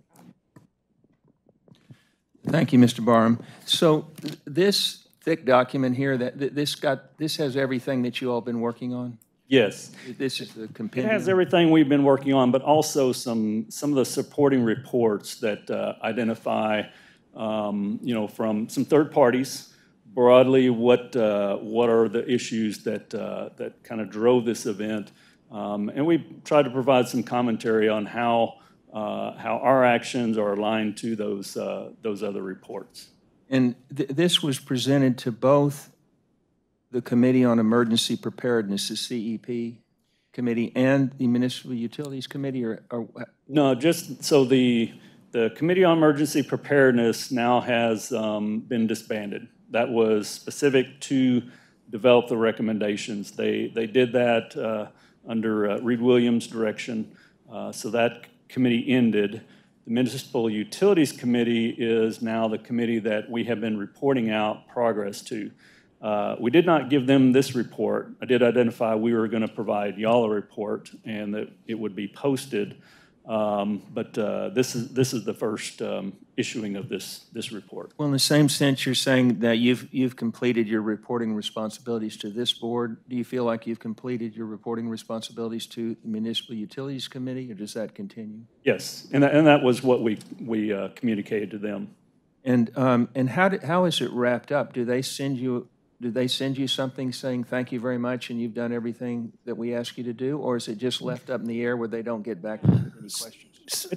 So, Mr. Steen, I would say that, we've got action plans that speak to each of the CEP recommendations, and that is ongoing activity that we will work through Ben Gorzel in the Office of, kind of Public Utility Management at the city. But our regular reporting on the CEP recommendations at the MUC, that has kind of come to a conclusion. As we need to update them, we'll update them, and we'll do that working with Eric's staff at the city. But they wanted responses and action plans. We've given them that, so we will update them on those action plans as activity warrants. Would it be reasonable to ask them to provide us something that says we've complied with what they ask us to do? Eric, you got any thoughts on that? Yeah, I think it would. And I think the conversation last week was that the pace that both CPS and SAWS have been presenting to the Municipal Utilities Committee has been on a monthly basis, and after last week's meeting, may move to a quarterly. But remember, Steen, I'm not sure that reporting is ever really done. I think the work that CPS, SAWS, and the city have done to address the CEP recommendations, there'll never be a finish line on some of those things. So the reporting will need to continue. What I understood that it may shift to like a quarterly basis, and then, presumably maybe to a semi-annual. But I think these are things that we'll always need to keep in front of us. And I think those will be topics that the MUC will continue to discuss. Well, and I understand that, and that it is ongoing, but also under Mr. Barham's leadership, we did a tremendous amount of work, and it's nice if you present that to someone and then they acknowledge that, to say thank you, and that part of your task is completed, and we have no further in terms of this document. You've done the job. Well, I think CPS and SAWS both got that acknowledgement last week at the committee meeting, but especially, and it goes back to what Mr. Kelly said a little while ago. I mean, these things could happen. Different things could happen. It's more about the preparedness and the coordination between the agencies, and more importantly, how we communicate to the public. And there is no finish line on those things. These things, the group has done a great job. Everybody's done a great job addressing them, but conditions change, and those types of larger issues, I think, will always be on the forefront of everybody's mind, including Rudy's and mine. Thank you, Mr. Wolf. And I would just like to say that it's our responsibility as trustees to look at these items, prioritize. I know I'm curious about what are the additional funding requirements for the action plans and how we're going to prioritize them with the budget. So I would leave our responsibility through the community, through the committees, is to divide some of those action items as we're going to roll out an RFP or an RFQ, and how we're going to roll that out to a strategic plan, so that as trustees we have a better handle on how we're working with the city and city council and our partners to understand what we're going to fund, not fund, support, what policies need to be revised, and how to do a better job overall. So I think the foundation is there, and that is our time to kind of take it in bite-sized pieces and see what we're going to prioritize as trustees and as an organization. Vice Chair Gonzalez, what I tell you is each one of the recommendations in our response, if there was a budgetary impact, we included that as part of our action plan. And I would tell you probably the good majority of the funding requirements are embedded in that $31 million infrastructure resiliency component of our rate request. But to your point, that'll be information we'll need to update the board on as we're spending money on I these. think there's been a lot of, we've dealt with a lot these past couple of months, and we need to get back into the business of running, great organization with all these new expectations. And also just dealing with sustaining the business today, right? So I think we just need to get back to business on things. The one thing Yes, I would, I've already made my comments on Uri, but I want to congratulate you, Paul, and your team. This did not just happen. This required a huge amount of time and effort on behalf of many, many, many people. But at the same time, we had to keep the trains running here at the company as well. So I know this represents a huge amount of sacrifice on your part and on the part of your team, and I want to thank you for that. I also want to acknowledge again what I said earlier, that our chairman, Dr. Mackey, really put a very high priority on this and in a very serious way. And I want to commend him for the fact that he put together a very business approach to making sure that we looked at each and every component of this issue. And for that, I think we've got a much better product than we would have otherwise had. So thank you for your work on this as well. There was a little video sent to all the board members for the Municipal Utility Committee. They sent that to us, and they talked about the work that y'all did and what y'all gave them, and I want to thank you all for that, because they did and then the Chairman Courage wrapped it all up, and he did a wonderful job, and each member got to talk about how they appreciate the job that y'all doing and how y'all responded well with them. And then Chairman Courage, he wrapped it up and did a great job on that, so thank you all for that. And before we move on to that a little bit, two things that just come to my mind, and I'm always impressive of this right here, that the last two times that Mr. Kelly talked about, how well he articulated the positive things that we're doing with CPS Energy. That's valuable. That's a lesson learned on a great board member from what he's done in his 10 years and make things positive and how we can move forward with doing it. Your leadership has just been so valuable to us in leading, just the way you talk to the staff and your study and your knowledge of what was going on, just valuable. And I appreciate that, because I learn from every time you talk, I learn from the little things and pick up little things you say that makes it positive for this board. And thank you too, Mr. Kelly. Mr. Barnum, you finished? yes, sir. Okay. Any other board members? Okay, Miss, you had something? Give me a thumbs up. Okay, thank you. And before we go into closed session, I'd like for Ms. Ramirez to take us into closed session. And thank Mr. Barnum for, I know it's your last meeting. You did a wonderful job. And hey, thank you for everything you've done for CPS Energy. Thank you, sir. So, Dr. Mackey, if I may ask, so when you walk out of this room, that's it for you for CPS Energy? Yes, sir. I will turn over my cell phone and my badge and my laptop and take the tie off. Maybe that's the first thing.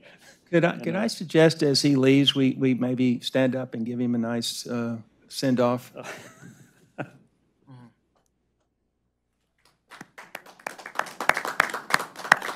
Thank you, Mr. Barnum. Okay, Ms. Ramirez, could you take us into closed session, executive session?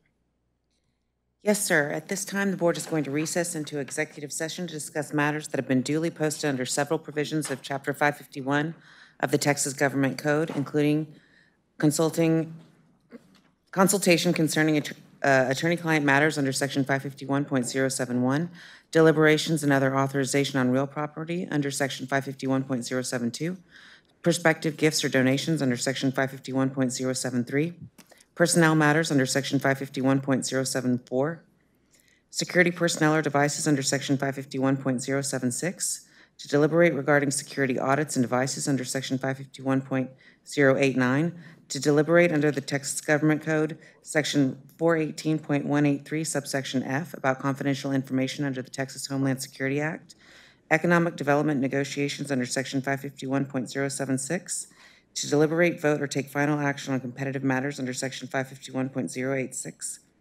At the conclusion of the executive session, the board will reconvene in open session and continue the meeting. It is 2:37 right now as we go into executive session.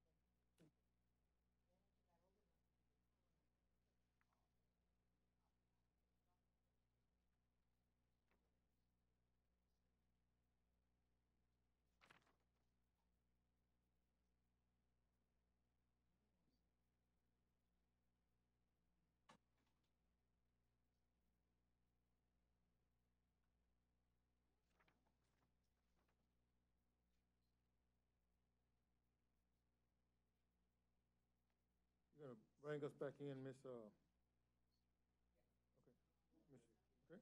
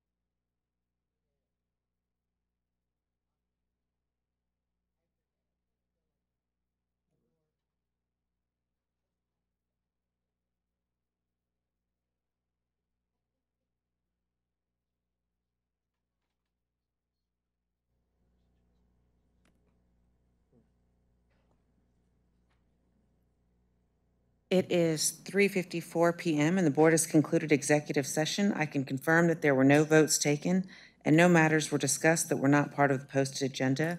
We do have a quorum. All members are present. Thank you. At this time, I would like to move to item number 9, approval of consent items, minutes of a special meeting held on 10/4/2021, minutes of the special meeting as the Risk Management Committee held on 11/1/2021. Minutes, item C, minutes of the regular board meeting held on 11/15/2021. D, minutes of the regular board meeting held on 12/13/2021. E, payment to the city of San Antonio for December 2021. F, no procurement item.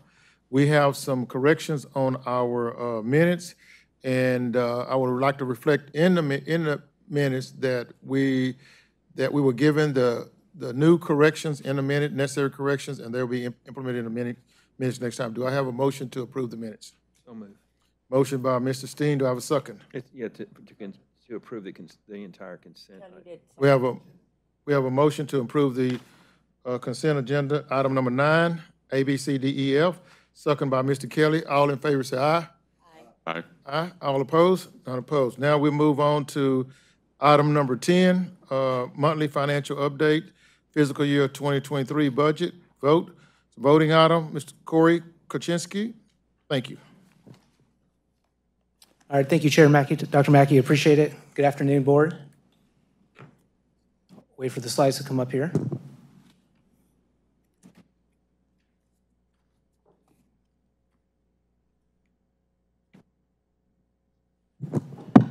All right, so I have 2 items today to present. The first one will be a brief financial update. I've typically been doing these financial updates as written reports to the board and posting them online. However, today I'll do a brief overview with the board here today as we near the end of our fiscal year. The second item on the agenda here is I will ask the board for approval of our capital and O&M budgets for next year. These amounts are the exact same dollar amounts that were part of our rate request that we discussed with the board and city council the last couple of weeks. So no changes, but it will require the annual approval of the board per usual. So let me begin with a snapshot of the year that we are in today. So what you see on the screen here is a forecast of where we think we'll finish the year from a net income perspective. So this has 11 months of actual data and 1 month of forecasted data, which is the month of January. So I want to direct your eyes to the bottom of that page, and you can see the difference in net income that we had anticipated in the far left-hand side of negative 34 million. This was back in May timeframe. And you can see where we anticipate to finish up the year, and this is what Rudy had alluded to in his presentation, of about a negative 9 million. So while we still expect improvement to the forecast, there's definitely still real financial pressure that we experienced this year, but we have addressed that item going forward with our rate request that we just had passed. So I'm going to focus on just some of the drivers of change that occurred over the past year. Specifically, I'll direct your attention to the non-fuel expenses at the bottom section as well. The key drivers for improvement were attributable to a few things, and some of those are noted on the right-hand column as well. But it was lower capital spending, which led to lower depreciation expense. We experienced favorable borrowing rates, which led to lower than expected interest-related costs. And there were a few one-time items that we experienced, such as the reversal of our fiscal year 21, performance year 2020 EIP, the market valuation of our employee benefit plans, which was an accounting-driven item, and there was a property sale that closed in this fiscal year as well, which were the kind of rounds out the one-time items that provided a benefit to our financials this year. So while those items were, a benefit to us, there were some headwinds that we saw this year as well that we definitely need to keep our eyes on as we go into next fiscal year. And specifically, I'm referring to sales growth. So the community is growing in terms of number of customers, and we're seeing that hold pretty steady. But this past year, we saw a very mild weather year. And as of now, as noted on the slide in the column on the right, we expected electric sales to come in about 1.6% below budget, and gas sales to come in a little over 7% below budget. So these are going to be two items that I'll keep my eye on very closely going into next year as well. So I'll be speedy. This slide really just is a waterfall and breaks down several of the things I just mentioned to the Board of Trustees. I'm not going to step through all of these. I'll leave them there as reference that we can go back to, but this is just another slice of what I mentioned on the previous slide in terms of drivers and change over the past year. Okay, so on this slide, we have a look at our metrics. So even with the net loss that I mentioned, we still see ourselves finishing up the year with steady financial metrics. And with the rate support next year, we anticipate keeping that trend continued. So you can see on the screen here that from our adjusted debt service coverage ratio is coming in above our forecast and above our threshold at 1.63. Days cash on hand, as Rudy mentioned, is a little bit below what we had forecasted of 180 days, but still well above the 150 days cash on hand threshold that we set. And then our debt capitalization is coming in just under 62%. Which is good and keeps us on track for the projections that we showed for the next couple of years. So that's a brief financial update. I'm going to pivot now and go on to the next component of the presentation, specifically the budget approval slides. There's going to be several slides that I have in here. I'm going to go through them pretty quickly because they are the same numbers you saw multiple times during the rate request, but I will step through it just for the transparency and for the community. This slide indicates why we're doing this. There's a number of governance responsibilities of the board, as notated at the bottom. The annual approval of our non-fuel O&M and capital is required by the Board of Trustees. So that's why we are here today doing this. This is simply the snapshot of our fiscal 23 revenue requirements. Same view we've seen before. We anticipate about $2.9 billion revenue for the year, and the application of those revenues is indicated on the right-hand side of this chart. Again, I won't spend time diving into all these. These are consistent with the materials provided earlier in the month. So I'll highlight here on the non-fuel O&M specifically. Again, consistent numbers you've seen before, but in the yellow box at $729 million is the O&M budget that we'll be asked to request approval for at the end of the presentation. Same drivers that we talked about during the rate increase going towards stabilization of staffing levels, technology assessments, investment in infrastructure, and so forth. This is just a real high levels breakout and summary of the $729 million. What I will say is this is a summary and it ties back to the detailed files that we reviewed with the city staff during the rate request process. We've just bundled them up very simply so you can see the allocation between some key categories. So on the capital side, same view here, highlighted in yellow, $832 million. That's the recommendation for the capital plan. Ties back to the rate request forecast. Same drivers we talked about for several months, supporting infrastructure resiliency, technology, and growth. Same breakout here as well for the capital plan, broke it into 5 high-level categories, but similarly, this ties back again to the detailed material we reviewed with the city staff as part of our rate request. So no changes to either the capital or O&M dollars that we've been going over for the last couple of months. I did want to highlight this funding allocation. conversation. We talk about how do you fund your capital plan. This year, we've actually talked about it, last summer. We had heavier funding of our capital plan this current year at about 65%. With our rate request, we're going to get back to more normal funding, which is closer to 50-50 split. You see we'll do a slight overcorrection in fiscal 23 next year where we'll do over 60% cash funding, and then we'll start to level out the forecast going forward. And this is going to be helpful in continuing to drive down our debt to capitalization ratio close to the 60% range in that 5-year window. Again, this is still consistent with all. Corey, I have a question at that Yes. point, if I could. Both your non-fuel O&M and your capital expenditures are up substantially. Now, I know your O&M is programmed to be up 12%, and I assume you'll fund that through your cash flow, particularly with the rate increase. But your CapEx, you're projecting a 21% increase, number one, which is large. But number two, you're showing that you're going to fund 63% of that out of cash. Can you define cash? Is that drawing against your commercial paper lines of credit, or is it cash flow, or how are you able to fund a 21% increase in CapEx with the highest percentage of this entire chart being in the form of cash?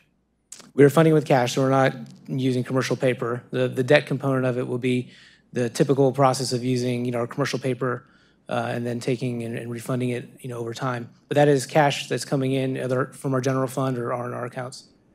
So you feel comfortable about 63% of that CapEx being funded through your own cash? I do, and that's part of the strategy. We wanted to get the injection of additional revenue through the rate request to help fund and support our metrics. So I'll show a few slides later the metrics that are the resulting output of the balance between this debt and cash funding. So, in part, if you recall back in May, you had concerns when Shannon approved the last budget, which had heavier debt funding. So I think through this rate request and through the strategy that we've put together, absolutely, this is our intent. Thank you.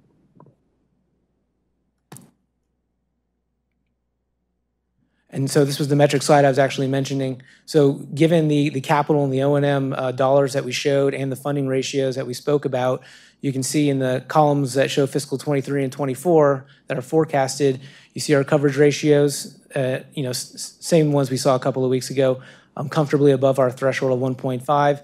Our debt capitalization ratios, what you saw a couple of weeks ago as well. And days cash on hand, we're targeting to keep that at 170 days. And that does take into consideration, the funding of the capital plan as we had seen. And so again, net income you see is positive for both those years. And then as we have forecasted, we anticipate going forward, there'll be future rate requests that'll support, any outer years. But we have plenty of time to have those conversations with the community.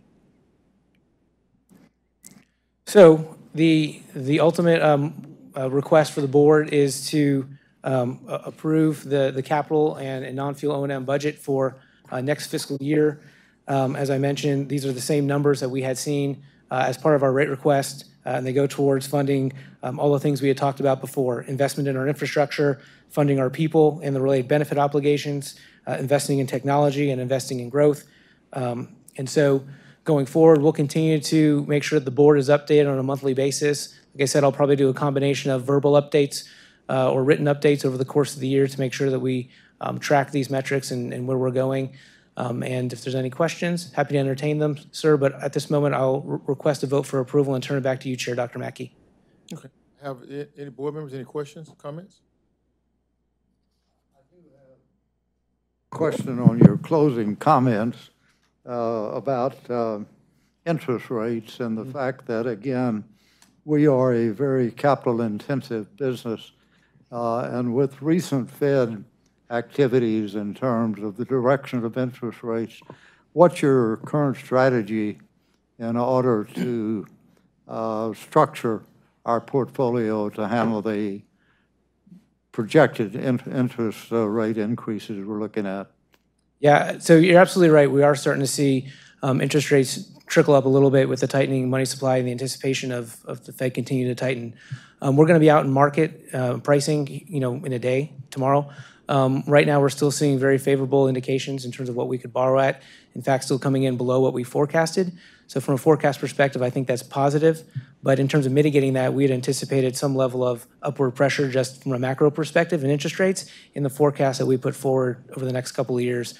So that's a favorable indication for us that we're seeing better than expected for this near-term financing transaction, which will take us through the balance of this year from our capital plan. So we won't have another debt issuance in regards to our capital plan the rest of this year.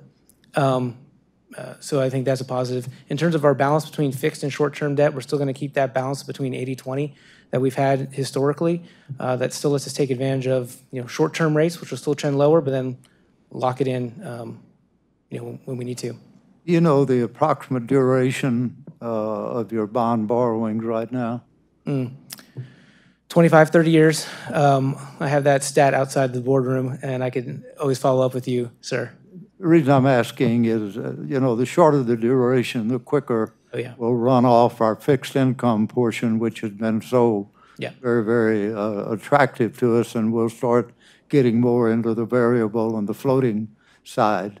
But all of that's going into your mix then on interest rate projections, et cetera. Yeah, absolutely. And the debt we take out for a capital plan, when we take it long, we take it long. So 20, 30 years. So that'll be fixed when we price tomorrow. That'll be in stone. And all the existing debt we have that's fixed is fixed at those interest rates. So they're not exposed to any risk or repricing. Thank you. Yes, sir. Any other questions, comments from board members? If there's no questions or comments on this item,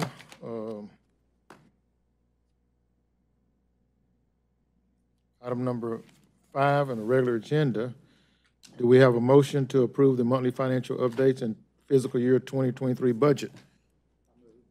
Mr. Kelly move. Do we have a second?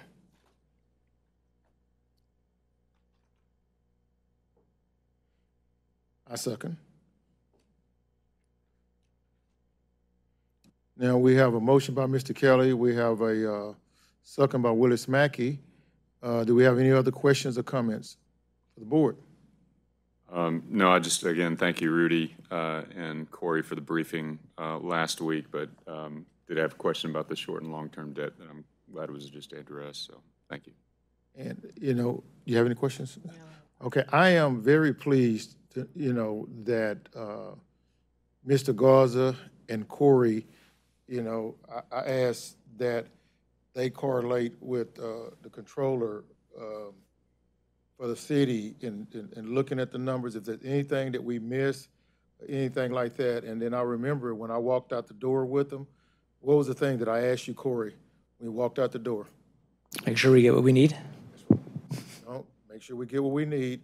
And is it anything else that we can do to help you in that? And I'm very pleased when they said that everything was okay when we talked and met. So I'm very pleased with Mr. Kuczynski's knowledge and learning and Mr. Garza's leadership on this with the rest of the team. So I'm pleased to do this and still keep our eyes on this. Not to say that we trust, but we verify in everything that's going on. So that's all I'm doing. That's why I ask other people to look at it and make it clear that I understand it. And I want to thank you for this. Ms. Ramirez, would you please? Yes, sir. So I will poll the trustees for their votes. Trustee Steen? Aye. Vice Chair Gonzalez? Yes. Mayor? Aye. Trustee Kelly? Aye. Chair? Aye. Motion carries 5-0. Great. Thank you. Thank you, Chair Dr. Mackey. Thank you, trustees. Thank you, Mr. Kuczynski.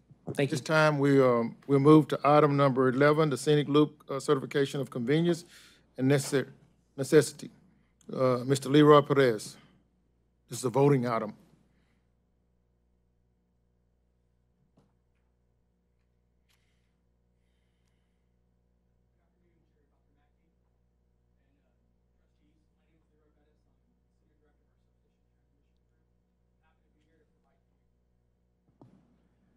Let me start over, I'm sorry. Good afternoon, Chair Dr. Mackey and Board Trustees. My name is Leroy Bettis. I am the Senior Director of our Substation and Transmission Group.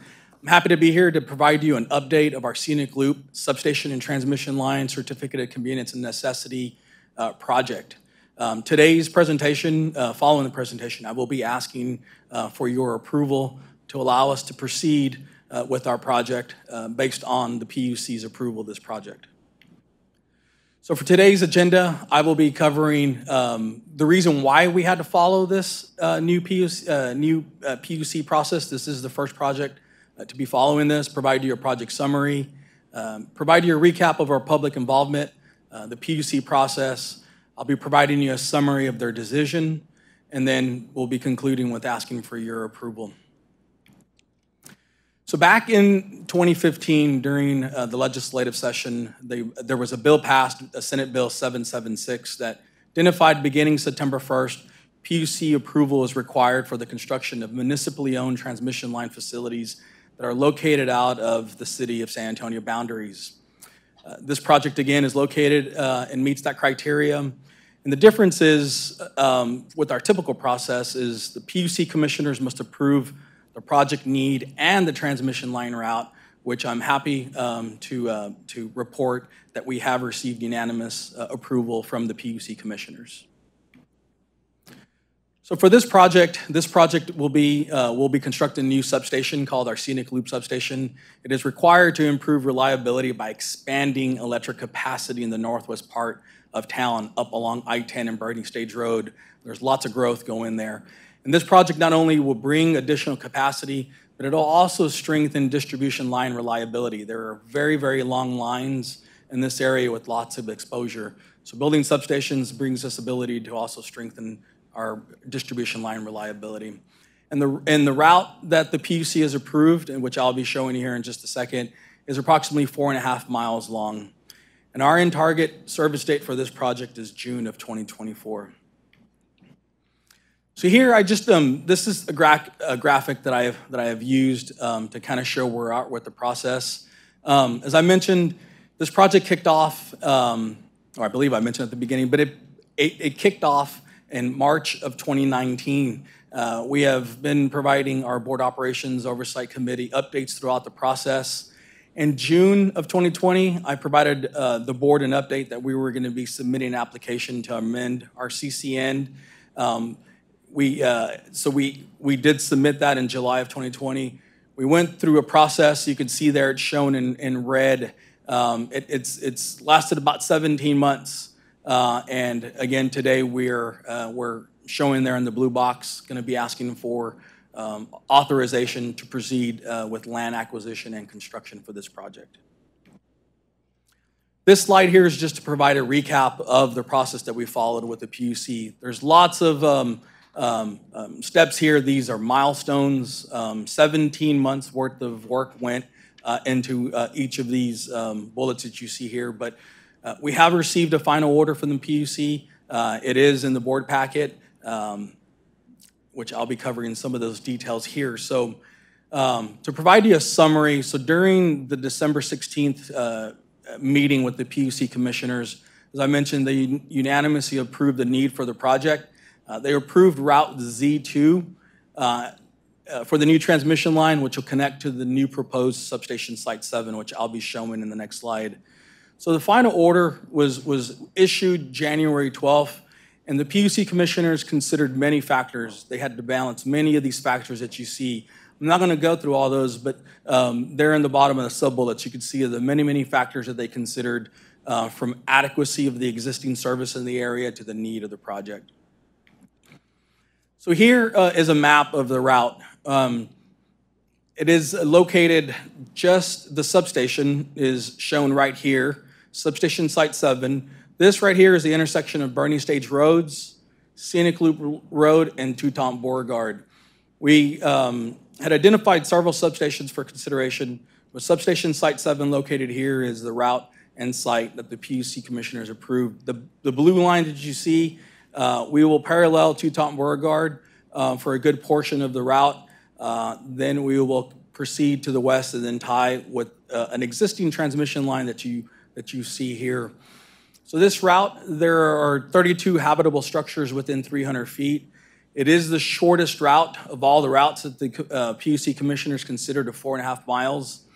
It is the lowest cost of 33 different alternative routes that they evaluated at $37.6 million. And one item to note is that this route parallels a good amount of existing roads and property lines. It parallels about 71% of the route parallels those. So today, I am requesting board approval to proceed with land acquisition and construction of the transmission line and substation. Part of that approval we will be requesting City Council for an ordinance for eminent domain. However, we would only be exercising its authority only as necessary. With that concludes my presentation unless there are any questions. Thank you. Any questions? I do. I was at the last public hearing or public input session with the last acquisition of land for the substation in Councilwoman's District 6, I believe. I noticed we only got 186 questionnaires. Do we anticipate pushback regardless of what situation we go through for the real estate acquisition? So the next phase, we will be starting off by getting an appraisal done by a third-party appraiser. We will then use that to begin negotiations once we get to that point with these landowners. Of course, they too will hire a third-party appraiser themselves, and part of the negotiation is where we and they come to grounds to negotiate a fair market value price. It's not so much about that. I'm talking about feedback about where that substation will be in conjunction to residents. Is it in a backyard? Is it going to be an eyesore? That kind of question. So Vice Chair Gonzalez, the whole PUC process, that issue has been already addressed. Decided. That there's no more arguing over where. The commission's approved a route and a site. So the next different situation. So the next phase in the process is to go to City Council and also ask for eminent domain authority for this project in the event we need it. Although CPS Energy almost never actually has to use eminent domain on a piece of property. We usually work pretty well with the landowners to get what we need. And what council district is this in, or is it out? It's outside. So it's a different. Okay, just want to. And let me just also mention, I have taken personally, I don't know how many calls. There's one customer in particular that calls me often up in the Fair Oaks Ranch area. Okay. And if Mr. Marvin is listening to our board meeting today, this is the project that I've been talking to customers in that area about that will fix their challenges with the really, really long circuits. So, customers in that area know we're working on this that will benefit from the reliability improvements that we need this project for. Who would be a senator or congressperson or state rep out there? 21? Yeah, in this area, help me. So I'd like to add that we did meet during the. Yeah, I'm just curious. Again, I'll get you that information. I know we've done a lot, but it's also been a lot of other things. You know who? It's Phil. I think Philip Cortez also. It's a little part of it. Yeah, right? he has So part it's of it. Phil Yes, ma'am. and Chip. Okay. We also met with We've already Senator Donna spoken to Campbell them as well. I'm sorry, we've met with them. Okay. Yes. Thanks. Mr. Steen? So, Mr. Pettis, how long have you been doing this type of work for CPS Energy? So I've been started off my career designing transmission lines. So I've been in the background of supporting these type of projects for about 19 years. As being the executive sponsor of these, it's been about 5 years since I've been leading these projects as an executive. Well, you know this. We all know you do an excellent job, and you're saying this is the first time that you've had to go through this PUC process? Yes, sir. So reflect on that for me. And the question that I have. Do we go to the PUC and give them a lot of options, or do we go with one and then we're asking them to approve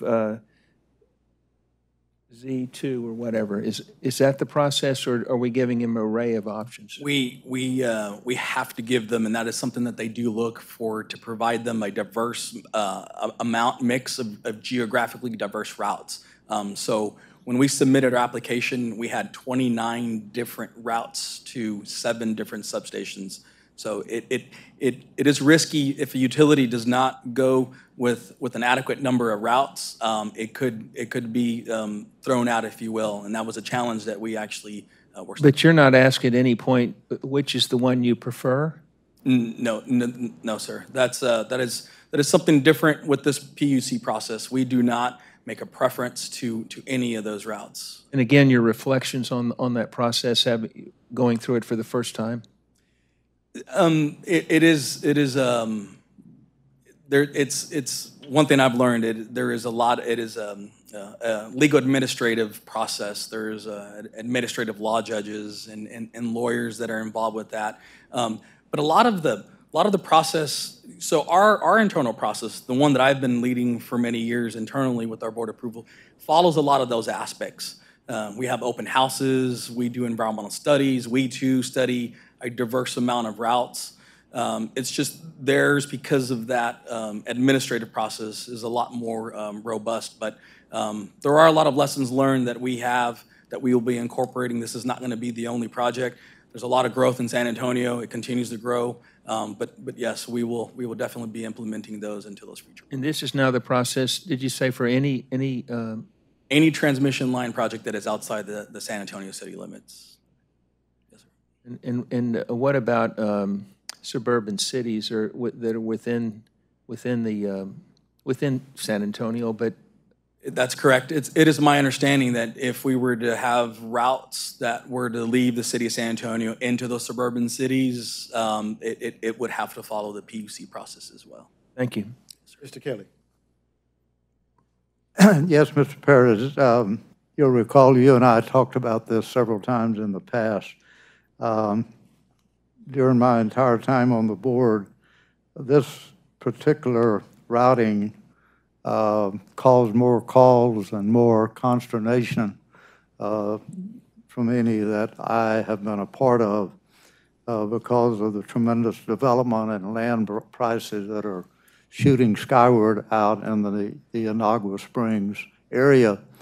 And then, so I read with interest very carefully the entire PUC order and noticed the large amount of interveners, a number of them who contacted me over the last couple of years.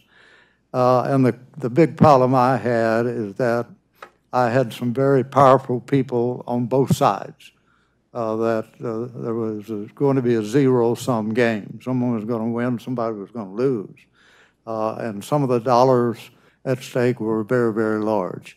Has the route been communicated now to most of the interveners? Do they know what's coming, or is this going to be a surprise to some of them? So we have been keeping them updated as part of our procedure. We had mentioned that our formal communication was going to be through our project website and also through the PUC's website. We will be notifying everybody after, should we be receiving board approval of the selection of the route. So that is something that we will be doing next. So do you feel that you have been able to satisfy most of the major issues? As I look at your route, it looks like you did a great job of the best possible route. But are you still getting quite a bit of pushback? And I guess the question is my phone going to ring off the hook over the next couple of weeks, or do you have this pretty much salted and blowed? I believe that most of the participants who participated understand that it is the PUC that is making the decision of the route. I know at first, early on, there was a lot of feedback, but I do believe that they understand now. So I'm assuming that you shouldn't be getting any phone calls afterwards, but I do believe that that is part of the educational process that we had to do during this project, was to make sure that they understood that that is not our process that we have typically followed in making a recommendation for a route. Mr. Kelly, in any case, it's probably Dr. Romero that's going to be getting those calls. Pardon me? It's probably Dr. Romero that's, if they're calls, she's going to be getting them. She's now using my seat. But, yeah, thank you, Mr. Kelly, and thank you, Mr. Ramirez. This is a voting item for the scenic loop certification of convenience, and we're voting. Do I have any more questions or concerns? Just a point of order, sir. We do have a resolution on that, so if you would like to Please. vote to approve the resolution, it's probably an Please. easy way around 2 votes. This is a resolution approving the construction of Scenic Loop Substation and Transmission Project and the acquisition of easement rights, fee simple title, and property exchanges over and across certain properties located in northwest Bexar County, Texas, either by purchase through negotiations or by process of eminent domain for expansion and operation of the City of San Antonio electric system, including the construction, transmission lines, distribution lines, communication systems, and related appurtenances. Whereas the Public Utility Commission of Texas has affirmed the need for a new substation to satisfy the power needs and to enhance the reliability of CPS Energy electric system within northwest Bexar County, Texas. Whereas the Scenic Loop Substation and Transmission Project has a projected in-service date by June 2024. Whereas CPS Energy, using staff resources and a team of engineering, environmental, and other professionals, has followed the PUC's routing siting process to have the PUC select the transmission route that should be constructed on the project in docket number 51023 before the PUC. Whereas, in accordance with the PUC's routing siting process, CPS Energy staff held an open house meeting and solicited public input, submitted geographically diverse routes to the PUC for consideration, notified all affected landowners, filed testimony on the need, constructability, environmental impact, and completeness of project, participated in hearings on the adequacy and merits of the routes, and provided input on this project to the PUC commissioners at the commission in open meetings. Whereas at the close of the PUC process in docket number 51023, for the project, the PUC commissioners unanimously selected Route Z2 to Substation Site 7 located on Toutant-Beauregard Road, approximately 1/2 mile west of the intersection of Scenic Loop Road and Toutant-Beauregard Road, as shown in the project site map attached as Exhibit A to this resolution. Whereas the board adopts the PUC selected Route Z2 to Substation Site 7 to be constructed on this project, and whereas the board approves on the construction of the overall Scenic Loop Substation and Transmission Project and associated electric transmission and distribution lines, substation communication systems, and related appurtenances, and the acquisition of easement rights, fee simple title, and property exchanges over and across properties in the northwest Bexar County, Texas, along the selected route of the electric transmission line, any required distribution lines, and the substation site for the construction, operation, and maintenance of the City of San Antonio electric system, including the construction, operation, and maintenance of the Scenic Loop Substation and Transmission Project, either by purchase through negotiations or by process of eminent domain approved by the City of San Antonio City Council. Now therefore be it resolved by the City Public Service Board of Trustees that the recitals to this resolution are hereby incorporated for all purposes. The board adopts the PUC selection of Route Z2 to Substation Site 7 to be constructed. The board hereby approves the CPS Energy Scenic Loop Substation and Transmission Project to be constructed as generally depicted on the project site map attached to this resolution as Exhibit A, and hereby incorporates for all purposes and directs CPS Energy staff and attorneys to proceed with the necessary steps to undertake and complete the Scenic Loop Substation and Transmission Project. The board authorizes the president and CEO of CPS Energy and his or her designee to determine the exact site for CPS Energy's substation and associated electric transmission in accordance with the PUC's final audit in docket number 51023, as generally depicted on the project site map and associated distribution lines. The board finds that the acquisition of easement rights, fee simple title to properties, and property exchanges along the selected electric transmission route and substation site, and for any required distribution lines, routes is necessary and desirable for the important public purpose of the construction, operation, and maintenance of the City of San Antonio electric system, including the CPS Energy Scenic Loop Substation and Transmission Project. The board hereby authorizes acquisition of easement rights, fee simple title, and property exchanges necessary for the CPS Energy Scenic Loop Substation and Transmission Project, either by purchase through negotiation or by process of eminent domain, as well as other lawful actions necessary and incidental to the acquisition or eminent domain proceedings to survey, specify, define, and secure the necessary title and rights. The board directs CPS Energy staff to continue to ensure the members of the public may obtain the current project site map at cpsenergy.com using the search word Scenic Loop. Thank you, Ms. Ramirez. At this time, I'd like to take a motion to proceed with the land acquisition and construction of the transmission line and substation. We have a motion on the table. Motion. Okay, we're moved by Ms. Gonzalez. Do we have a second?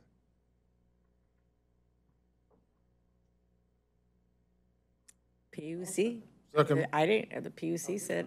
second by Mr. Kelly. Get us, second by I mean, Mr. the way Kelly. that it works, really. Motion by Ms. Gonzalez, second by Mr. And Kelly. it's gonna be her problem. Yeah, we have roll, Ms. Ramirez. Trustee Steen. Aye. Vice Chair Gonzalez. Aye. Mayor. Aye. Trustee Kelly. Chair Dr. Mackey. Aye. Motion Unanimous. carries 5-0, 5-0. Thank you, For the Mr. record, with about 10 years of land use commission work for the city, I think everybody's got her cell phone already, Ed, so. That's good, and thank you. Thank you. Ms. Perez, Mr. Perez. We have the committee report, item number 12, Master Planning Oversight Committee meeting held on 12/13/2021. Mr. Kelly? I think that was in the packet, so I don't have anything. Okay, it'll be in the minutes on the package, so thank you, Mr. Kelly. Okay, we'll move for item number 13 for adjournment for Mr. Kelly's last meeting. Do we have a motion to adjourn? Mr. Kelly makes the motion to adjourn. Do we have a second? I will second it. Second by Ms. Gonzalez. All in favor, say aye. Aye. All opposed? None opposed? Ayes carried. Meeting's adjourned. And thank you, Ms. Ramirez, for sitting in the audience today. And we welcome you next month. Thank you.